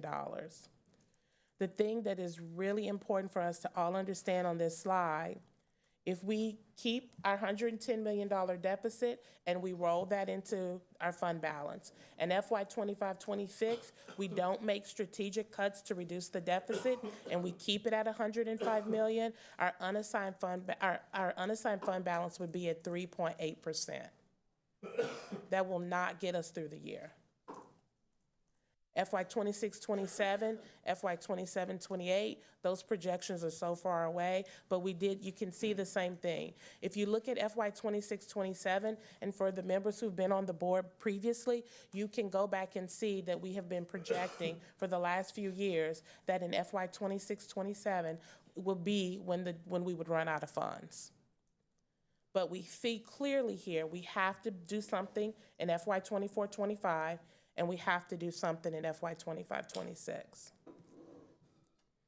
And this is the same story. It's just showing now with an 11% property value decline. $78 million is still going to be our starting point. FY 25-26, we'd have a $121 million deficit. And that would leave our fund balance at 1.1%.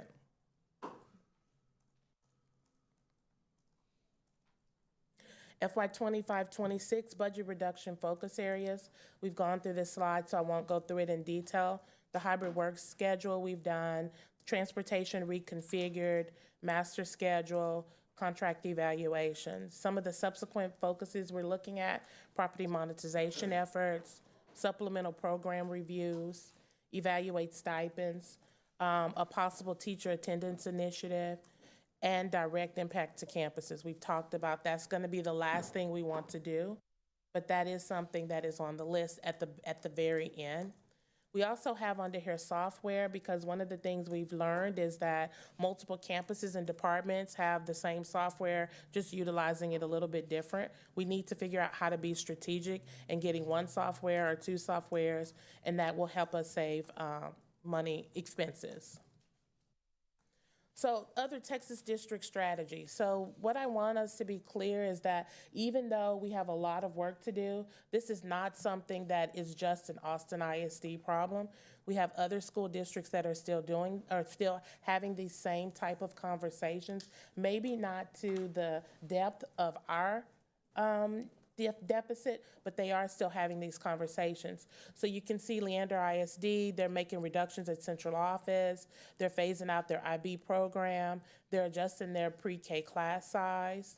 Eames ISD is consolidating an elementary school, discontinuing Spanish immersion programs, and eliminating PLCs.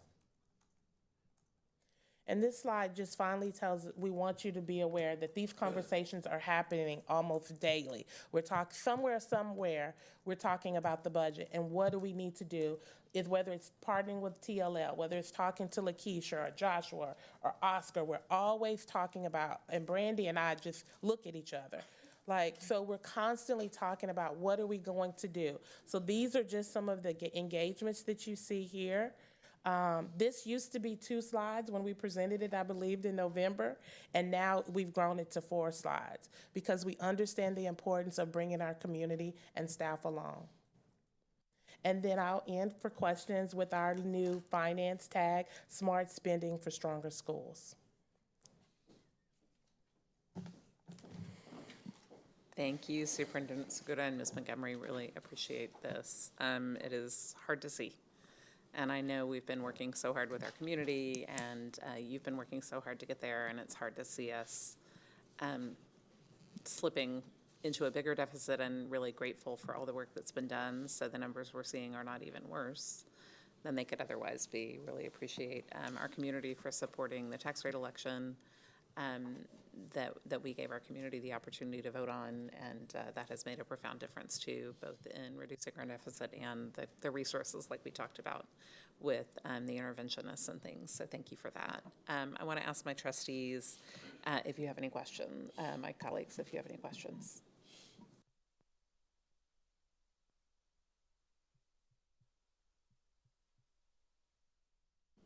Okay, I think we're good on this. I think we're probably processing this.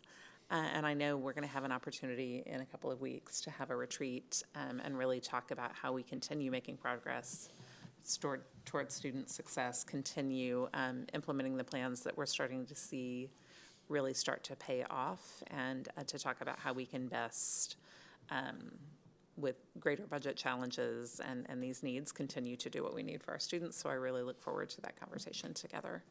Yeah, and President Boswell, as we close, I think it's important that we adhere to and require an honest budget. I think it's the only way to describe it. I think in years past, we have benefited from ever-increasing property values, which has allowed for adjustments throughout the year, kind of to be addressed or covered. And we're just not in that, we don't have that luxury moving forward. And so the things that maybe in years past we didn't put clear definition around, we will absolutely do moving forward. And I think the last thing I would say is there was a conversation I had with Trustee De Orioste, and one of the things we talked about was, like, what is the stable state of Austin ISD, right? And in these assumptions, we're not, assuming any future funding from the state, and time will tell what occurs. But we have to think about, like, what is the kind of safe harbor, like, financial position for Austin ISD, so that this doesn't continue to be the case as we move forward. So unfortunately, lots of difficult questions that have to be answered in the weeks ahead. But I think we're, in a position to kind of tackle all of that together. And unfortunately, some of the things that are, not necessarily out of our control, but have been continuing to compound, like our special education contracts, there just isn't a lot of wiggle room to kind of not address that expense. And that's just a fact of where we are.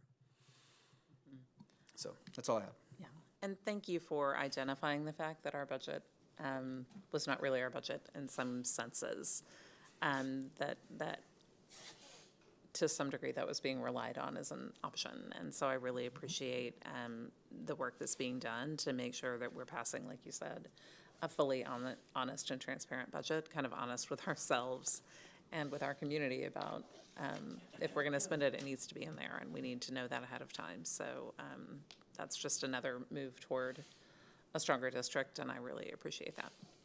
from everyone who's doing that work. So thank you.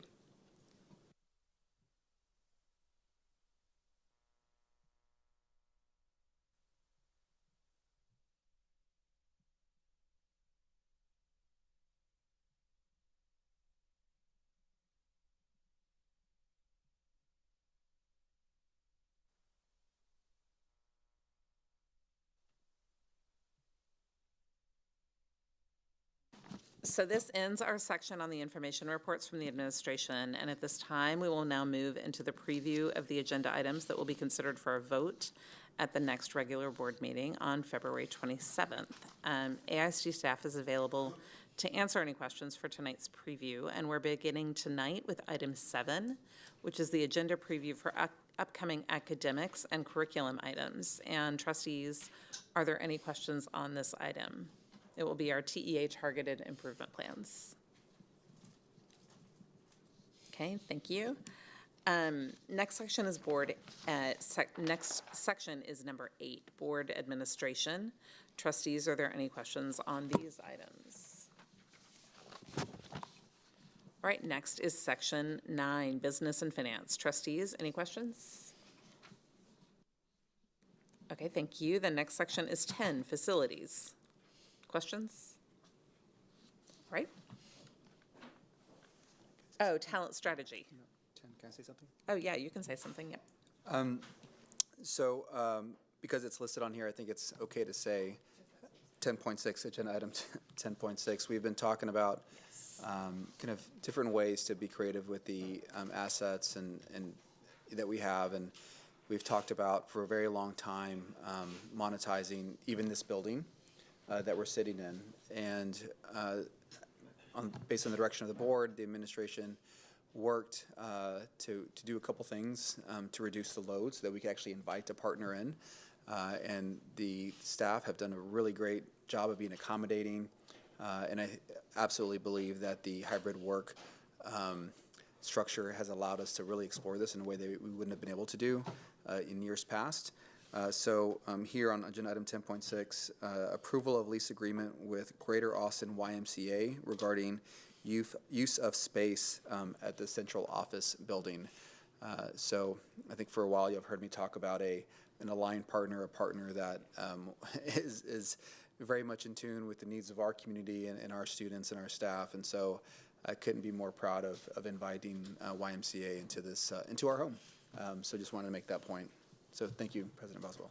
Yeah, thank you for sharing that, and thank you for doing that. I think that's something, and I appreciate, I know it's been disruptive to some people who work in this building, so thank you to everyone who's made that work, and I think that's a fantastic, fantastic match to come in, and I so appreciate that it's going to bring revenue in as well.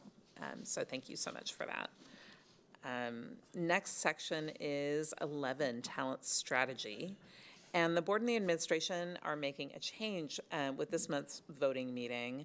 At the recommendation of council, we will have a new process for agenda items dealing with board action on staffing decisions. And we are removing those from the consent agenda to be items for separate vote for the voting meeting. And we will vote on each item individually, following any discussion or questions the board may have in executive session, because these are personnel issues. Trustees, do we have any questions on these items? All right, thank you. Next section is section 12, policy. Any questions? All right, next is 13, other. Any questions on that one? All right, and that includes our hearing and our budget retreat, a vote, and that will end our regular preview. So we will now recess the open meeting at 8:13 p.m. and move to executive session pursuant to Texas Government Code sections 551.074, 551.072, 551.073, 551.087, 551.076, 551.0821, and 551.071. When we finish with the executive session, we will briefly return to open session so we can formally adjourn the meeting. The adjournment will be recorded and included in all replays of tonight's meeting. And thank you all for joining us, and have a good evening.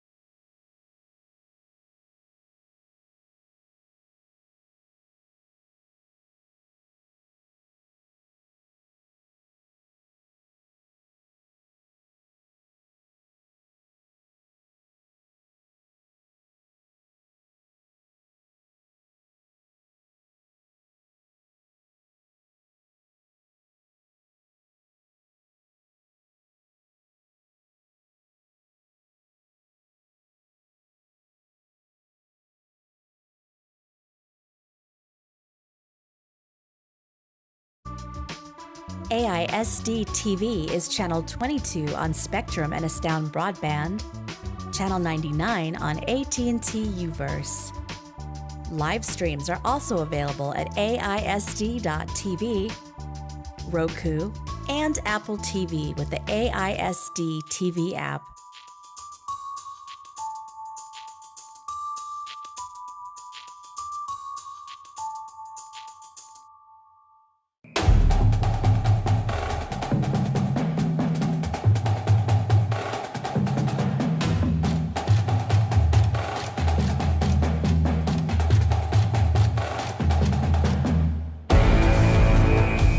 My name is Philip Taylor, and I'm the Director of Fine Arts for Austin ISD.